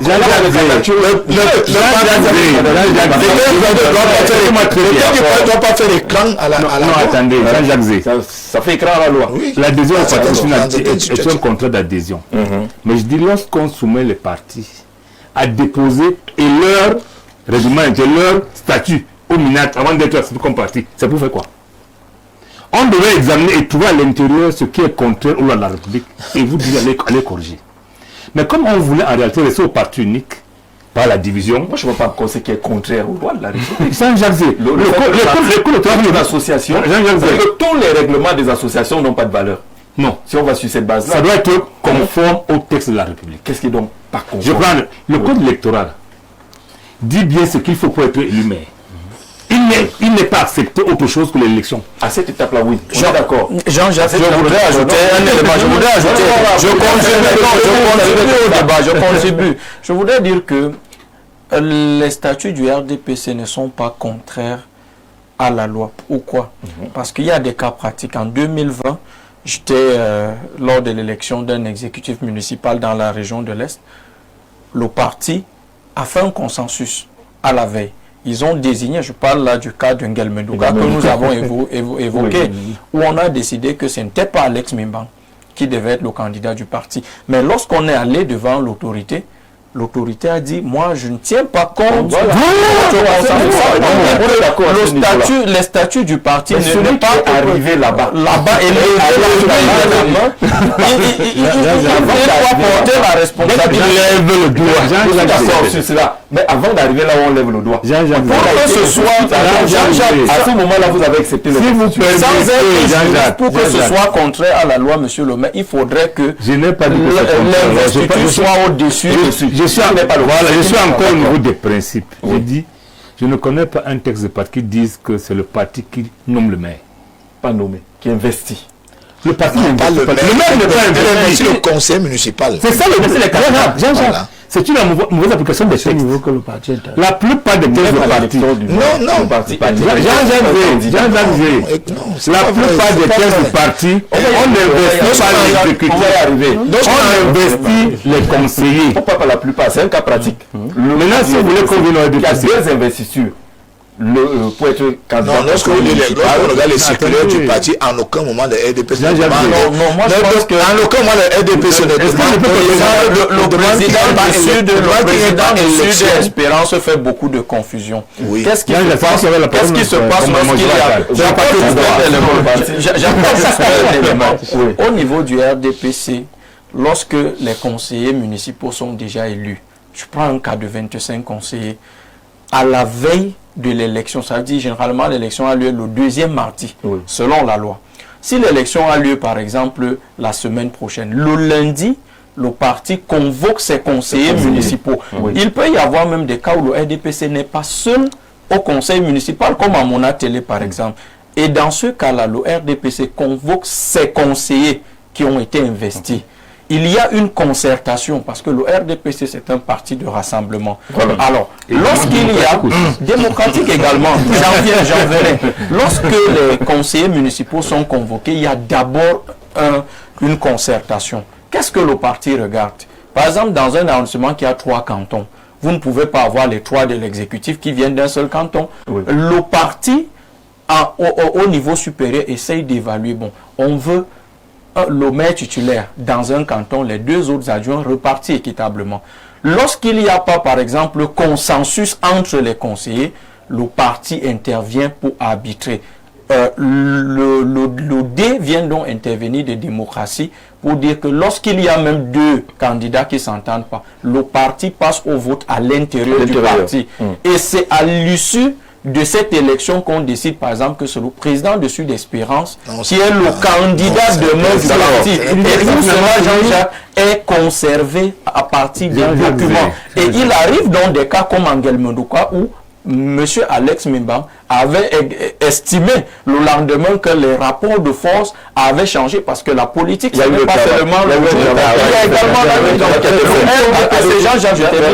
RDPC, c'est un parti qui a, n'est-ce pas, des textes solides, mais également, c'est très compliqué parfois. Généralement, c'est les cadres comme nous du parti, parce que moi, je suis chargé de mission au niveau du parti. C'est nous qui nous plaignons généralement, non, on a mal arbitré. Il y a des militants qui passent toute leur vie à militer, mais qui n'ont jamais eu un poste de conseiller municipal. D'accord. Donc, à un moment donné, il faut que nous, les cadres, puissions également comprendre. Jean-Jacques, je ne savais pas que les partis au pouvoir étaient au pouvoir même sur les plateaux de télé. Était au pouvoir même sur le plateau de télé. Je m'excuse. C'est vrai, il n'y a pas de souci. Ce que je voulais vous dire, c'est qu'en réalité, il faut qu'on applique les textes là, on doit les appliquer. Le parti ne peut pas se mêler de l'élection de l'exécutif pendant que le président est là. Il ne doit pas se mêler. Non, il ne se mêle pas là-bas. Ce qui se passe. Il ne se mêle pas là-bas. Jean-Jacques Zé. Non, il ne se mêle pas là-bas. Il se mêle. Là, le représentant de l'État est là, il ne se mêle pas. Ça veut dire qu'on ne devrait pas. C'est pour ça qu'on demande souvent s'il y a un autre candidat, même si voilà. s'est levé pour dire que voici notre candidat. On ne devrait pas. Le représentant de l'État pose toujours la même question. Y a-t-il quelqu'un d'autre? Jean-Jacques, ton parti, c'est quel? Le parti de l'émission. Ok, d'accord. Si tu permets alors. Je voulais te dire qu'en réalité, c'est normal que les partis en interne fassent leur discipline là-bas. Mais lorsqu'on veut voter l'exécutif, c'est lui qui a levé le doigt pour être élu. S'il est effectivement élu, ça veut dire que le parti a un problème. Et on ne doit pas revenir là-dessus. C'est-à-dire on ne peut pas tuer quelqu'un parce qu'il a respecté la loi. Ce qui se passe généralement, c'est que les partis, quelquefois, là tout le monde se défend. Hein. Heureusement, moi j'ai la chance pour me défendre. Nous, à l'UPC, ça n'existe pas parce que la discipline commence par l'accès au poste de responsabilité. Les textes disent comment on y accède. On dit comment on y accède. On dit comment on sanctionne les gens. Dans le cas contraire, c'est une sanction fantaisiste. Et les textes de l'RDPC le disent aussi. C'est pour ça que je dis, aucun texte de l'RDPC n'interdit à quelqu'un d'être candidat. Aucun. Vous avez investi par l'exécutif, les conseillers. Ça s'arrête là-bas. Maintenant, arrangez là-bas. Si vous n'arrangez pas, M. Ndo, normalement, est victime d'abus. Non, on peut l'exclure du parti. Non, en interne, on peut l'exclure. Oui. Oui. On n'a rien à voir. On parle. Son mandat d'élu à la tête du conseil régional ne souffre de rien. On est d'accord là-dessus. Je vais faire en disant que tant que ce mandat ne souffre de rien, nous on s'en fout. Non, c'est vous. Mais pas le parti. Non, le parti a géré les choses. La loi dit que les partis s'amusent librement. Je n'ai pas même les forcément du RDPC. Moi, je parle du président de la région. Maintenant, j'ai fini en vous disant quelque chose. Je ne comprends pas comment le RDPC, qui a des textes solides, qui prône l'éthique, n'a sanctionné aucun membre du bureau politique qui est rendu coupable de détournement de fonds publics et qui est en prison. Comment vous expliquez ça? Que quelqu'un ait été condamné pour détournement de fonds publics et qu'il reste malgré tout membre du bureau politique. D'accord. Voilà la vraie discipline qu'il faut appliquer au parti politique. Mais ça, ne le fait pas. Ça, c'est un pas. Voilà, merci. Le reste là-bas, tu vous militants. Sur la question de la discipline dans un parti politique, est-ce qu'il y a tergiversé là-dessus quand les textes sont établis et qu'on est d'adhésion volontaire dans cette formation politique-là? La discipline dans le parti politique obéit, ou alors l'indiscipline peut être justifiée par deux choses. À partir du moment où il y a des manœuvres politiques, au nom des textes. Je retiens que vous avez dit indiscipline. Oui. Et donc là, on est déjà hors norme. Non, on n'a pas, c'est le même mot. On a juste à ajouter. Est-ce que les manœuvres politiciennes, ça devient dans le côté de l'indiscipline? Je dis donc que justifier l'indiscipline. L'indiscipline prend le dessus dans un parti politique quand les manœuvres éventuellement sont mises en avant. Les soupçons. Les manœuvres. Soupçons de manœuvre. Oui, quand même les manœuvres aussi. Pas les soupçons, de dire les manœuvres. Parce qu'en réalité, quand quelqu'un décide d'attaquer, de s'opposer ouvertement à une décision, ça veut dire qu'il a des informations, il a subi, un peu comme disait M. Zé tout à l'heure, sur une dame qui a écouté clairement. On lui a dit, et des personnes qui disaient agir au nom du parti. Non. Au nom de certains membres qui ne sont même pas au parti. Oui, mais qui sont dans dans des configurations comme celle-là. Vous ne démissionnez pas, mais vous devenez indiscipliné dans le parti. Il y a deux options. Un peu incroyable. Non, si vous êtes attaché au parti. Par quoi? Si vous n'êtes pas attaché au texte, vous n'êtes pas. Je sais pas pourquoi ça vous dérange. Je dis que vous êtes attaché au parti. Par quoi? Vous pouvez décider de vous révolter dans l'optique de vous battre à l'intérieur pour faire changer les choses. Oui, absolument. Comprenez un peu? Parce que là où monsieur du Sud, là, je vous dis qu'il ne sera pas sanctionné. Il n'y aura aucune sanction. Je le dis parce que je vais sur mes éléments d'analyse et j'intègre le contexte. Vous savez que la question des plis fermés est un vieux débat au RDPC. C'est même les plis fermés qui apportent beaucoup de... Plis fermés, c'est pas seulement le RDPC. Hein. Oui, moi je parle d'abord du RDPC. Le prétexte là, c'est le RDPC. Le prétexte, c'est le RDPC.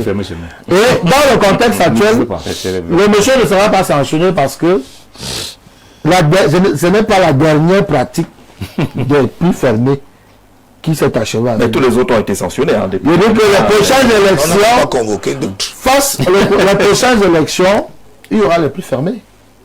Et donc, il y aura les investitures. Il y aura ça plus fermé. Mais appelez ça comme vous voulez. Ça vient dans un pli et on vous dit, Manuel vient de Yaoundé. Quand vous entrez dans le conseil de Plonglois, par exemple, on attend que l'on ouvre la dite enveloppe portée par les chargés de mission. Et comme une sortie de fumée, le nom sort. Et vous savez que quand la fumée blanche est sortie, le pape est désigné et personne ne fait plus le débat. Donc moi je crois que dans le cas d'espèce, ce qu'on observe dans les partis politiques, notamment l'indiscipline pendant les périodes électorales, est l'avantage lié au fait que l'on veut parfois écarter certains acteurs au nom de l'orientation de la suspicion. On est dans la suspicion. Écoutez, la suspicion aussi ne fait pas le faux. Vous-même, dans l'investigation, vous allez parfois sur la base d'un certain nombre de soupçons et vous allez chercher la vérité. Parfois, vous y trouvez la vérité dans ce que vous cherchez. Donc, moi, je pense que pour le RDPC, puisque c'est le cas le plus échéant, on va laisser au PCRN. On n'a pas dit que, on dit que ça n'a rien à voir avec. Pourquoi vous laissez le PCRN? C'est pas l'élection. Non, c'est même pas. C'est discipline ou pas? Oui, c'est l'élection. Je ne connais pas le dossier là. Gestion des. On n'a pas dit élection. On a parlé du fonctionnement des partis politiques. Gestion des partis. On n'a pas dit en période électorale. Sauf que c'est par là que je sors. Dans un parti politique, le principe. Il faut que les règles soient justes. Il y a les règles justes et qu'on c'est quoi les règles justes? L'impression qu'elle ne vous sait pas. C'est quoi les règles justes? Est-ce l'ego de celui qui veut la règle juste ou la règle juste du parti? Parce qu'il faut se comprendre. Parce qu'ici, il ne faut pas confondre l'ego de la personne qui se sent meurtrie quand son nom ne sort pas dans le plus fermé. Je vous assure, si une personne travaille et que son nom sort dans le plus fermé, il sera heureux. Mais c'est lorsqu'il n'a pas son nom dans le plus fermé qu'il juge que le parti a choisi la mauvaise personne. Comment faites-vous pour vous battre pour les Jean-Jacques, écoutez. Si vous êtes juste, il ne peut pas gagner. Non, écoutez. Si donc vous êtes contre cela, vous faites donc ce que vous faites souvent. Vous levez le doigt que vous êtes candidat contre la personne, on part au vote, et généralement même, quand la personne désignée par le parti gagne souvent, vous êtes toujours convoqué parce que vous êtes opposé à la vision du parti. Comme le cas de Bertois. Vous êtes opposé. C'est pourquoi maintenant, donc, dans l'indiscipline globale, il il y a tout l'ego à l'intérieur. Parce que l'ego vient de quoi? C'est que on vous convoque au conseil de discipline, vous jugez que bon. Mais là, je pense pas que c'est l'ego. L'ambition est légitime. On est d'accord. Le plus fermé de l'investiture du parti, j'ai tué l'ambition. Non. Jean-Jacques, je Non,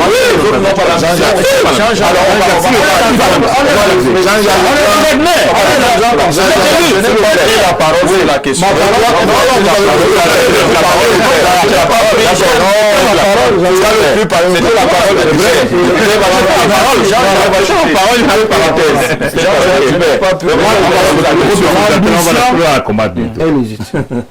On est d'accord, l'ambition est légitime. Voilà. Et la loi. Sauf celle dont on a le talent. Et puis la loi a tout prévu au code électoral. La loi a prévu que pour être conseiller municipal ou régional, vous devez sortir. Donc, devez avoir l'investiture de parti. Oui, ça veut dire que votre. Quand c'est l'investiture qui atteste que vous sortez d'un parti politique. Et le parti a travaillé, il vous a choisi. Il a mis certainement les moyens. Dès que votre liste passe, le parti, conformément au code électoral, n'intervient plus. C'est ce que je veux dire.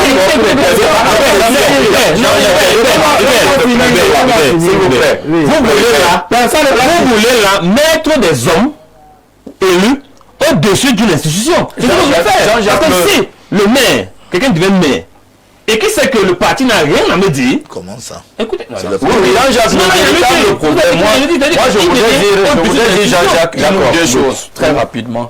Moi, je pense que les gens parlent du RDPC sans connaître le RDPC. Non, mais s'il vous plaît, tout à l'heure, on a parlé de la façon de faire. Je sais que non, c'était quand il parle. Hein. De la façon de faire. Oui, il faudrait que c'était ça que je vous je serai discipliné. Moi, je n'aime pas, Jean-Jacques, les problèmes de personnes. Ce qui s'est passé dans le Sud, le RDPC a remporté 10 conseils régionaux sur les 10. Il y a eu un petit grincement dedans dans le Sud. Ça fait partie des signes de vitalité. Et dans le Sud, pour ceux qui disent que le RDPC ne respecte pas la loi, ce qui s'est passé dans le Sud, c'est la manifestation du fait que le RDPC ne va pas se substituer à l'État. Le gouverneur de la région du Sud a organisé l'élection. Les tractations ont duré, l'approchement... S'il vous plaît, non, nous n'avons pas suspendu. Le gouverneur a la latitude, c'est lui qui préside.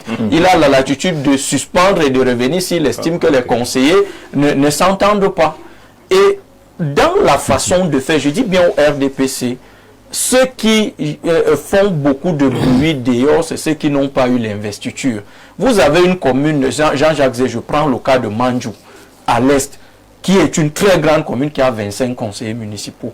Si moi aujourd'hui je porte mon dossier, très prochainement j'arrive et qu'on décide de dire que bon, Mohamed Ali, on a estimé que sur le quota réservé aux jeunes, vous êtes trop nombreux, on m'a mis de côté. Je dois pouvoir l'accepter et continuer de travailler. Maintenant, lorsque les conseillers sont élus, le RDPC ne s'immisce pas dans la désignation, mais le RDPC accompagne ses conseillers, permet le respect d'un certain nombre d'équilibres. Parce qu'après aussi, on va faire... Aujourd'hui, moi, je suis Mbororo. Nous sommes minoritaires. Si aujourd'hui, le RDPC décide de laisser certains acteurs, je vous le dis, même dans le parti, certains vont nous mettre de côté. Merci. On va avancer, merci. Les premiers indisciplinés du RDPC, ce sont ceux-là qui veulent imposer leurs amis à la base, ceci en échange des enveloppes. Aujourd'hui, nous demandons juste qu'on laisse la base choisir leurs élus. Nous avons toujours procédé par des primaires jusqu'à l'arrivée du nouveau secrétaire général qui en a fait un fonds de commun. C'est vous qui le dites, pour que c'est militant. On utilise cette fameuse discipline du parti pour museler des gens. Voici une version réécrite du texte. Bonsoir, monsieur Jean-Jacques Zé, et bonsoir à l'ensemble du panel. Monsieur Mboutouzé vient de partager avec nous des réflexions pertinentes sur l'occupation des postes politiques dans le Sud. En ce qui concerne l'indiscipline au sein des partis politiques, je pense qu'il est essentiel de faire une distinction entre le militant indiscipliné et le citoyen indiscipliné. Pour le militant indiscipliné, cela est souvent dû à des textes qui ne sont plus adaptés au contexte actuel. Est-ce que c'est de sa perception seule qu'il s'agit pour dire que ce n'est plus adapté? Si moi, l'individu, je dis que ce n'est plus adapté moi-même. Est-ce que j'ai ma perception? La preuve, si tu arrives à gagner face au parti, ça veut dire que les textes ne sont pas adaptés. Pas du tout. Hein. Comment vous faites pour gagner? Distribuer de l'argent pour gagner. Le parti a le début, ça que tout ça. C'est le candidat qui décide. Si vous avez sur l'investiture, il faut certains partis politiques ont des textes qui datent de plusieurs décennies et, s'il vous plaît, et qui ne sont plus en phase avec les réalités aujourd'hui, ce qui peut conduire à des sanctions subjectives. Il est difficilement concevable que des textes vieux de 30 ans puissent encore s'appliquer aujourd'hui. Vous savez qu'il y a des constitutions plus vieilles que le monde, hein, mais qui sont toujours là. La véritable question qui se pose est de savoir si les textes et les règlements sont appliqués de manière égale pour tous, sans aucune exception. Il me semble qu'il y a un parti politique qui n'a pas organisé de congrès. Voilà, Willy Bankomo, tu viens de parler d'une problématique importante. Est-ce que ce n'est pas le fait que les textes n'ont pas été revus, il n'y a pas de congrès, qu'on peut avoir justement... Mais si on est allé aux élections sur les mêmes textes, on ne peut pas se plaindre. Je souhaiterais que mon frère Niek me dise s'il est possible, au regard des lois de la République, de se porter candidat sans appartenir à une parti politique. Non. S'il reconnaît que l'investiture est accordée par le parti, il doit alors accepter que celui-ci dispose des règles auxquelles tous les adhérents sont soumis. La discipline du parti est essentielle pour faire face au pluralisme politique. Lorsqu'on est candidat, on bénéficie du soutien et de l'électorat de l'ensemble de ses camarades. Par ailleurs, il évoque des sanctions à l'encontre des membres du bureau politique qui auraient détourné des fonds publics comme si le parti pouvait se substituer à la justice. Or, il convient de remettre à César ce qui est à César et à Dieu ce qui est à Dieu. Je l'invite donc à se référer et à lire attentivement les textes du RDPC. Tout ce qui se fait est conforme au texte du venir. Je voudrais dire que... Vous êtes très nombreux là-bas. 7 millions de militants. Allez-y. Je voudrais dire qu'il faut qu'on fasse un peu attention. Le RDPC ne doit pas toujours être sûr qu'ils auront des mairies où ils seront les seuls. C'est-à-dire, il peut y avoir le partage des postes dans une mairie. Et lorsqu'on arrive dans une collectivité territoriale décentralisée, où beaucoup de partis partagent les conseillers, il est normal pour que ça n'aille pas dans tous les sens, que le parti se retire un moment pour désigner le candidat qui doit aller représenter le RDPC face aux autres partis. Et si arrivé donc maintenant dans la salle, la personne s'entête malgré ce compromis interne entre les différents conseillers, on peut maintenant parler d'indiscipline parce que c'est face aux autres candidats des autres partis. Mais si nous arrivons dans une mairie... Et face à ses camarades, c'est pas l'indiscipline? Je dis donc que ça c'est une indiscipline. Mais maintenant je dis que si nous arrivons maintenant dans une mairie où tous les 25 ou 35 conseillers sont des militants du RDPC. Oui. On suppose qu'ils sont en égalité. Alors, on doit pouvoir laisser que ces conseillers puissent choisir leur père qu'ils estiment qu'il est le meilleur, qui peut le mieux accompagner la mairie. Moi, je pense que quand c'est fait comme ça, on ne devrait pas parler d'accord là-dessus. Et puis, il y a autre chose, contrairement à ce que mon camarade en face dit. Il y a dans les tests du RDPC, je peux me tromper, où on dit que à la suite des investitures, il reviendra au RDPC de réinvestir maintenant l'exécutif de la mairie. Parce que le RDPC ne peut pas sortir un sucré comme ça qui sera contraire à la loi. Mais donc, les usages du parti. Voilà. Vous savez, on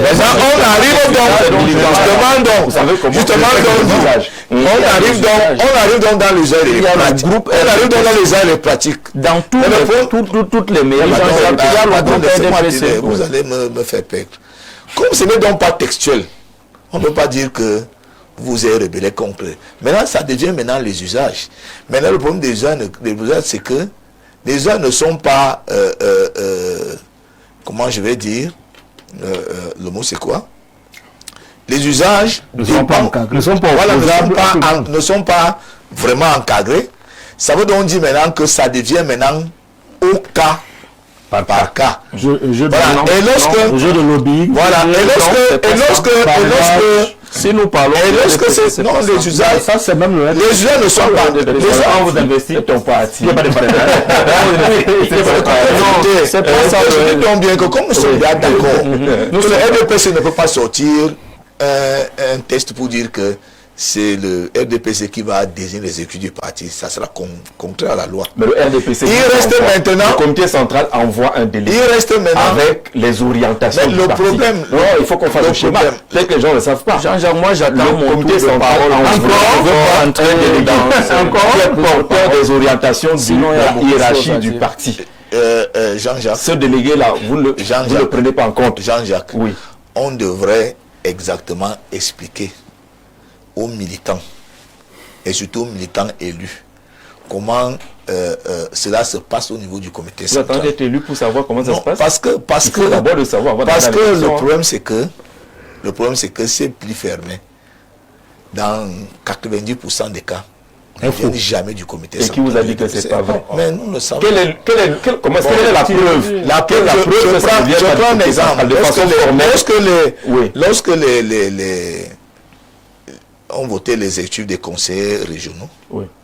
le ministre Ngolé, et avait une émission qui passait en streaming le même jour à la CRTV, a été clair. Lui, il est travaillé au commissaire central de façon permanente. Il a dit que le comité central n'a envoyé aucun pli au niveau des conseils régionaux. Donc si c'est lui qui le dit, si c'est lui qui le dit, et deuxièmement, lorsque j'étais à Bolova, coordonnateur de l'académie, tout ce qu'on a demandé au professeur Jacques Famdongo, d'abord je voudrais te rappeler que le mandataire du comité central pour Ebolova, c'était le ministre Joseph Lé. Oui. Et pas donc, le ministre Famdongo, il est patron politique de la région du Sud. Oui. Donc il n'était normalement même pas invité à ce qui se passait. Il aurait pu venir là comme observateur. Mais malheureusement, c'est lui qui est venu dans la salle avec le fameux plus fermé.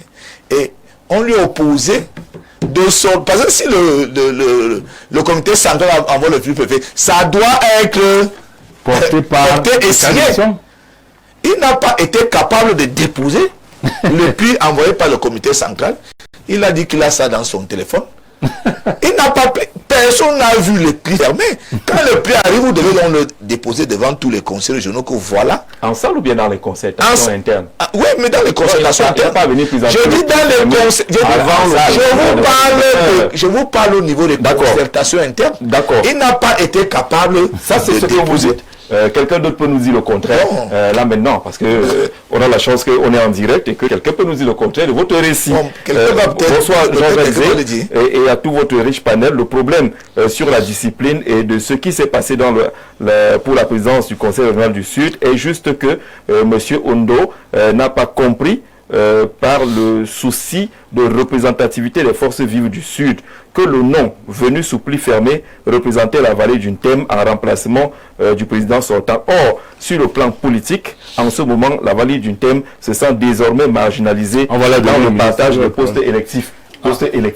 C'est justement ça. C'est à ce niveau-là que le parti politique, si tout est bien fait, dans les postes fait les arbitrages. Il y a un seul poste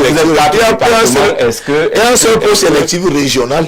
Alors c'est électif. Oui, je dis que les postes qui ont une compétence régionale, il y a un seul poste de président du conseil régional. Mais il y a maintenant les postes qui ont une vocation nationale. Comme quoi? Député. Non, mais il y a les députés. C'est le parti. Il y a les députés de la vallée d'une thème. Non, ce n'est pas vrai ce qu'il dit là. Le véritable problème, vous-même vous l'avez compris à la fin de son récit. Le parti, lui, il est au-dessus de nos intérêts personnels. Si on laisse, tel que certains décrivent, M. Zé, tel que certains militants souhaitent pour leurs intérêts personnels, vous aurez un conseil municipal, moi je l'ai vu. Qui est le parti? S'il vous plaît, monsieur Zé. Je veux quand même que tu me dis, parce que dans le parti au-dessus, qui est le parti? On a compris de quoi il s'agit. On sait vraiment, on va pas aller jusqu'à ce on s'est compris. Le RDPC veille sur l'équilibre national. Parce que si, s'il vous plaît, si je peux aller jusqu'au bout. Non, faites sérieux. L'équipe nationale dans la gestion. Continuer.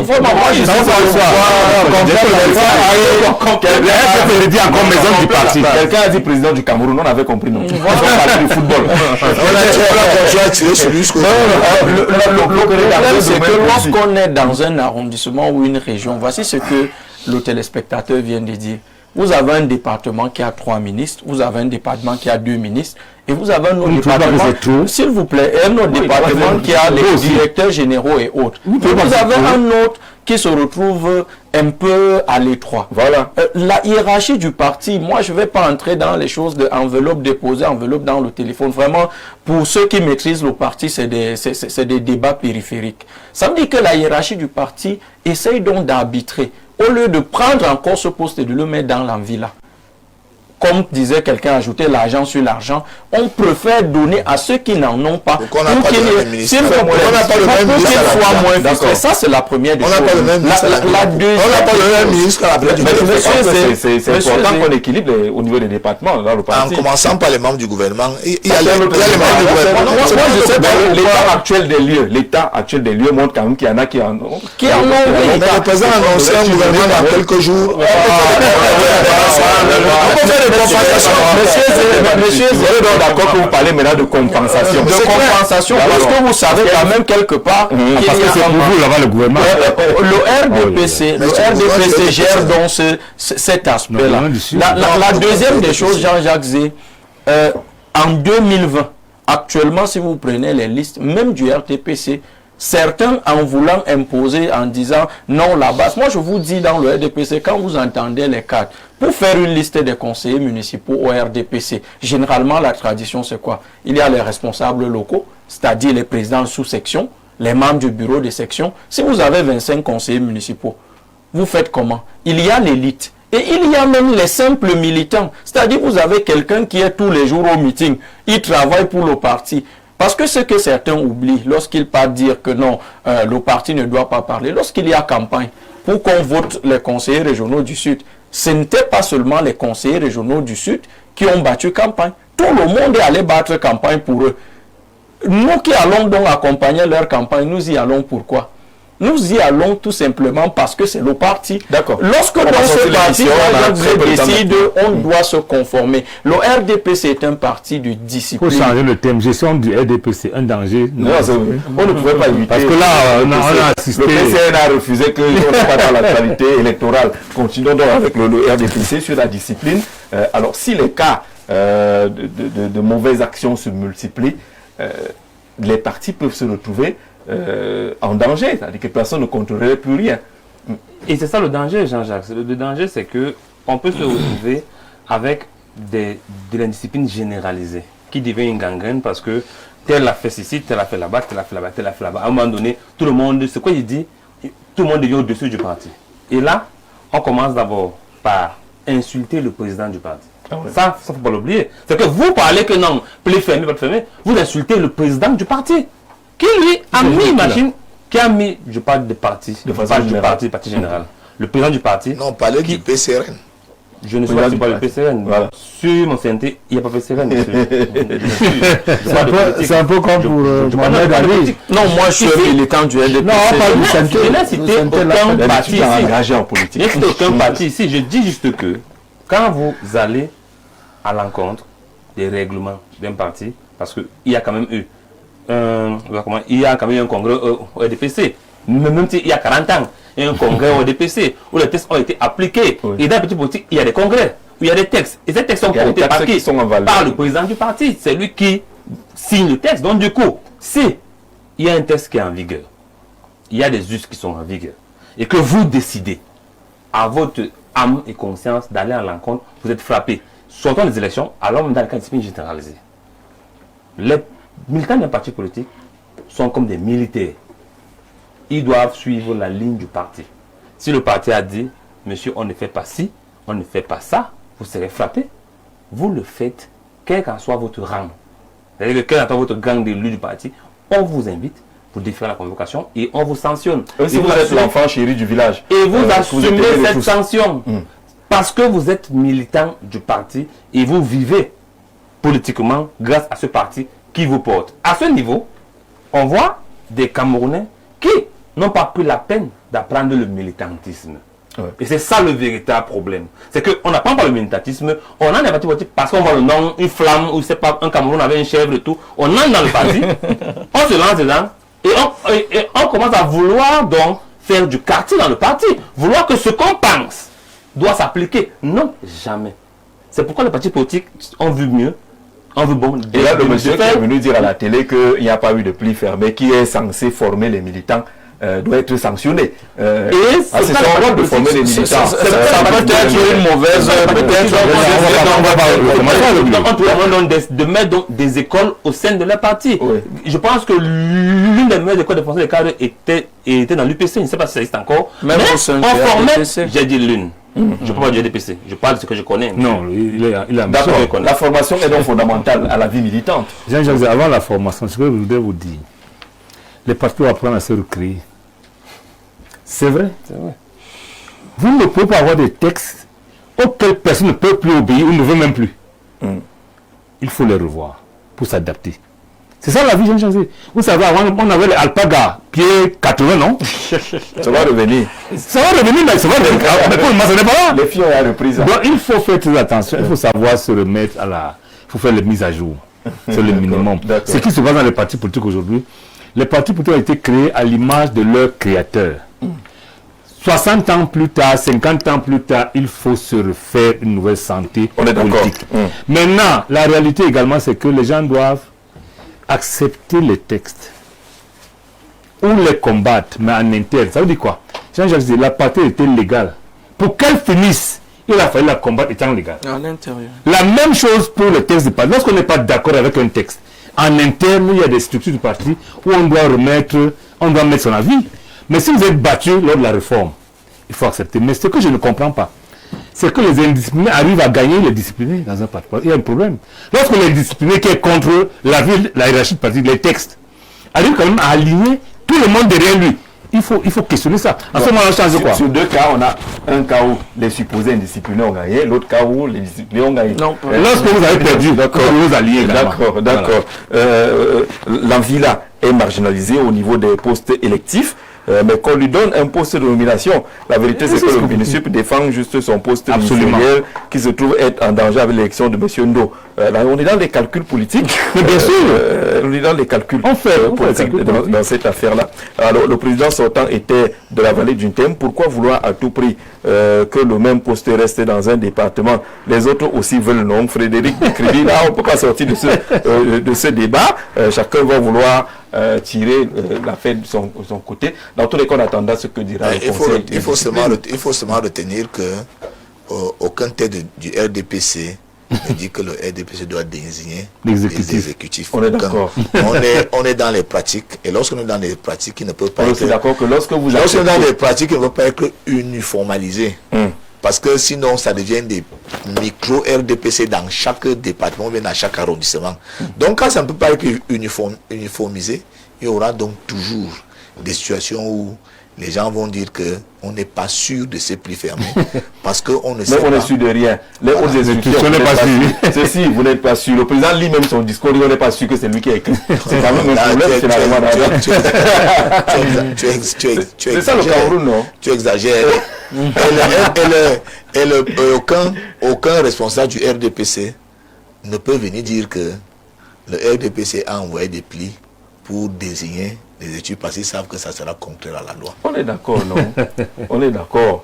Sauf que les plis n'arrivent pas là où la loi agit. Les plis ne doivent pas arriver. Les plis restent dans les concertations internes du parti. Hubert, on a fini aujourd'hui. Oui, on a fini. Moi, je dis que je serais très heureux de voir le RDPC s'enflammer et éclater. Voilà. Et je crois que c'est ce qui est en train de se préparer.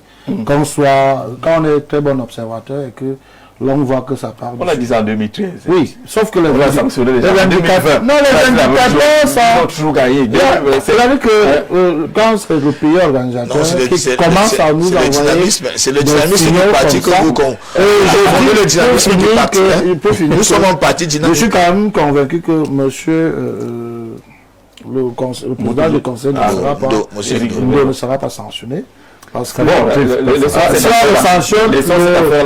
la dynamique de soutien qu'il y a derrière lui, et quand vous écoutez monsieur Ombo Touzé, vous comprenez que il ne va pas l'accepter. N'intimidez pas. Le conseil doit faire respecter les textes. On a dit que le Premier ministre est un homme un grand homme. Jean-Jacques, le RDPC est un grand parti qui se prépare pour les échéances à venir.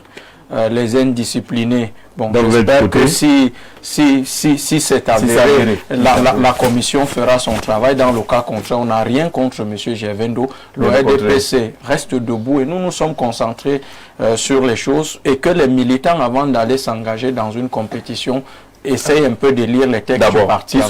Voilà, merci. Il y a une grosse fête à Ebolova demain. Il y a au moins 5 points de rafraîchissement, les agapes. Toute la ville de Bolova sera en ébullition demain. Jean-Jacques, on y va, on n'est pas invité à Bolova pour fêter cela. Les Makuma, il faut aller avec les produits là-bas. Les gens en ont besoin. En principe, parce que pour bien manger, il faudrait qu'on soit léger et qu'on dégage le gros intestin, qu'on nettoie le gros intestin. Avec quoi donc? Avec le produit King Fimic 24, la solution, ce produit-là qui permet de nettoyer tout ce qu'il y a comme déchets, tout ce qu'il y a comme toxines dans l'organisme. Et pour des personnes même qui ont souvent des problèmes d'indigestion, parce que ici souvent quand on mange un mauvais repas et puis on a une indigestion, on accuse toujours le village que non, on essaie de m'empoisonner. Non, il y a beaucoup de personnes là qui succombent du fait d'avoir eu une indigestion. Le produit King Fimic 24, la solution, vient nettoyer tout ce qu'il y a comme toxines, tout ce qu'il y a comme saleté, tout ce qu'il y a comme corps étranger dans votre organisme.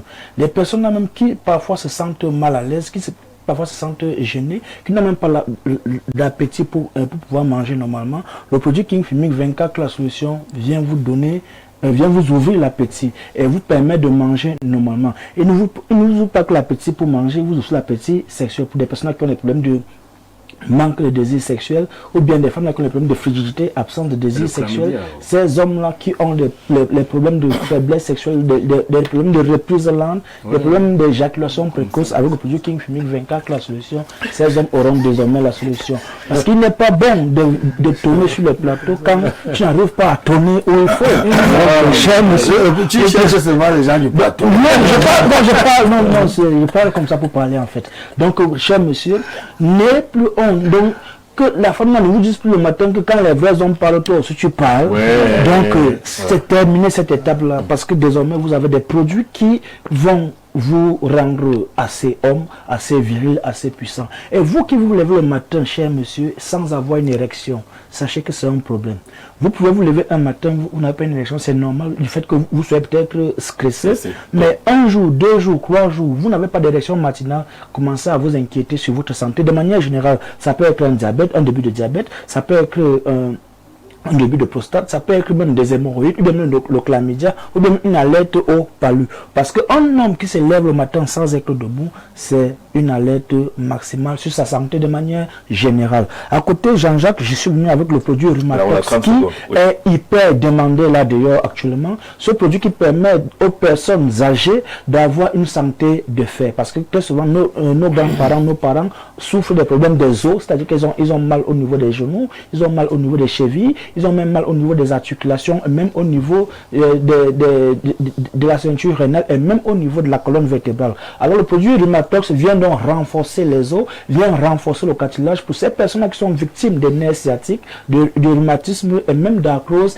et aussi des personnes qui sont victimes de gouttes. Alors le produit Rhumatox vous apporte des solutions de manière concrète. Yaoundé, nous sommes situés au quartier Nkolindongo, Carrefour, et peut-être à l'immeuble Baïga Center, face maison du parti ou maison de la femme. Douala, nous sommes situés à la Cité des Palmiers, derrière le lycée de la Cité des Palmiers, et nous sommes aussi à Aquanor, ancien hôtel Madiba, lieu dit église Salem. Merci beaucoup, Les Makuma, merci à vous d'être venus à cette émission. Demain, vous retrouverez Apollinaire Ongba dans le cadre de Le Grand Soir. Nous, on a rendez-vous lundi, mais dimanche, on sera là pour libre expression. Je voulais taquiner un peu mon voisin de gauche. Je suis militant de l'UPC. Que monsieur le maire nous dise qui va nous investir pour les prochaines élections municipales pour le compte de l'UPC. Bel Emmanuel. Il a bien. Non, l'émission est finie. On va pas démarrer aujourd'hui. C'est pas ça l'objectif. On note la question. On note la question qui concerne l'UPC. Merci d'avoir été là, merci d'avoir regardé à la maison. Très bonne soirée à tous.